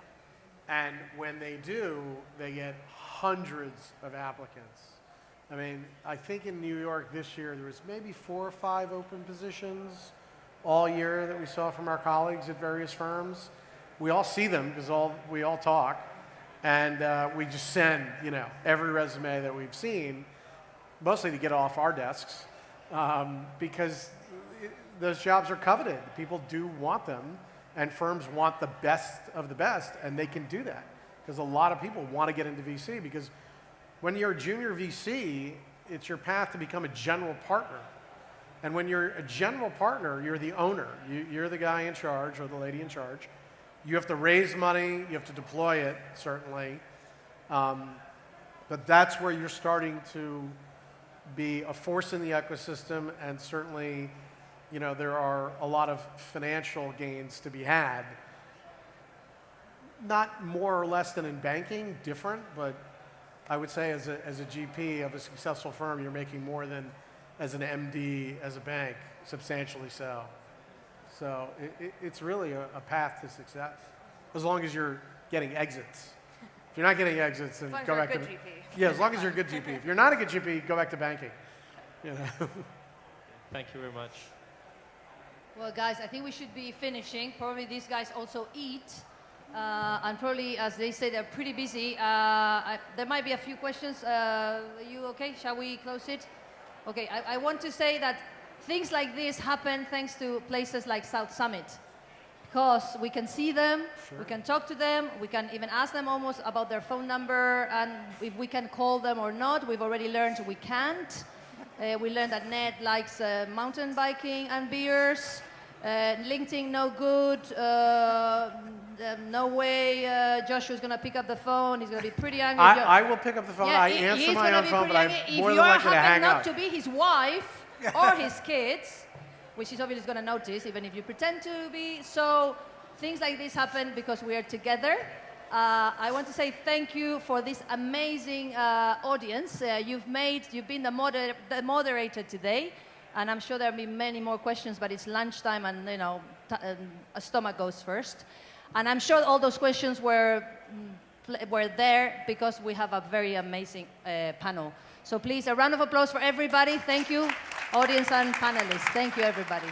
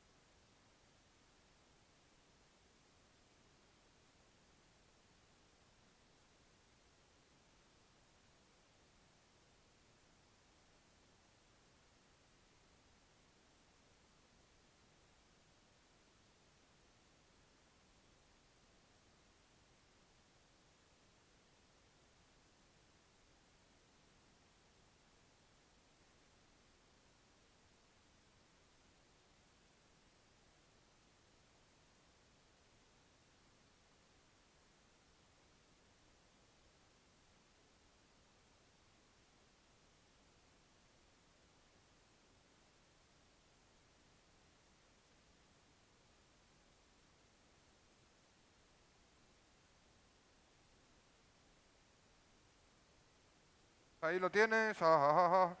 Ajajaja.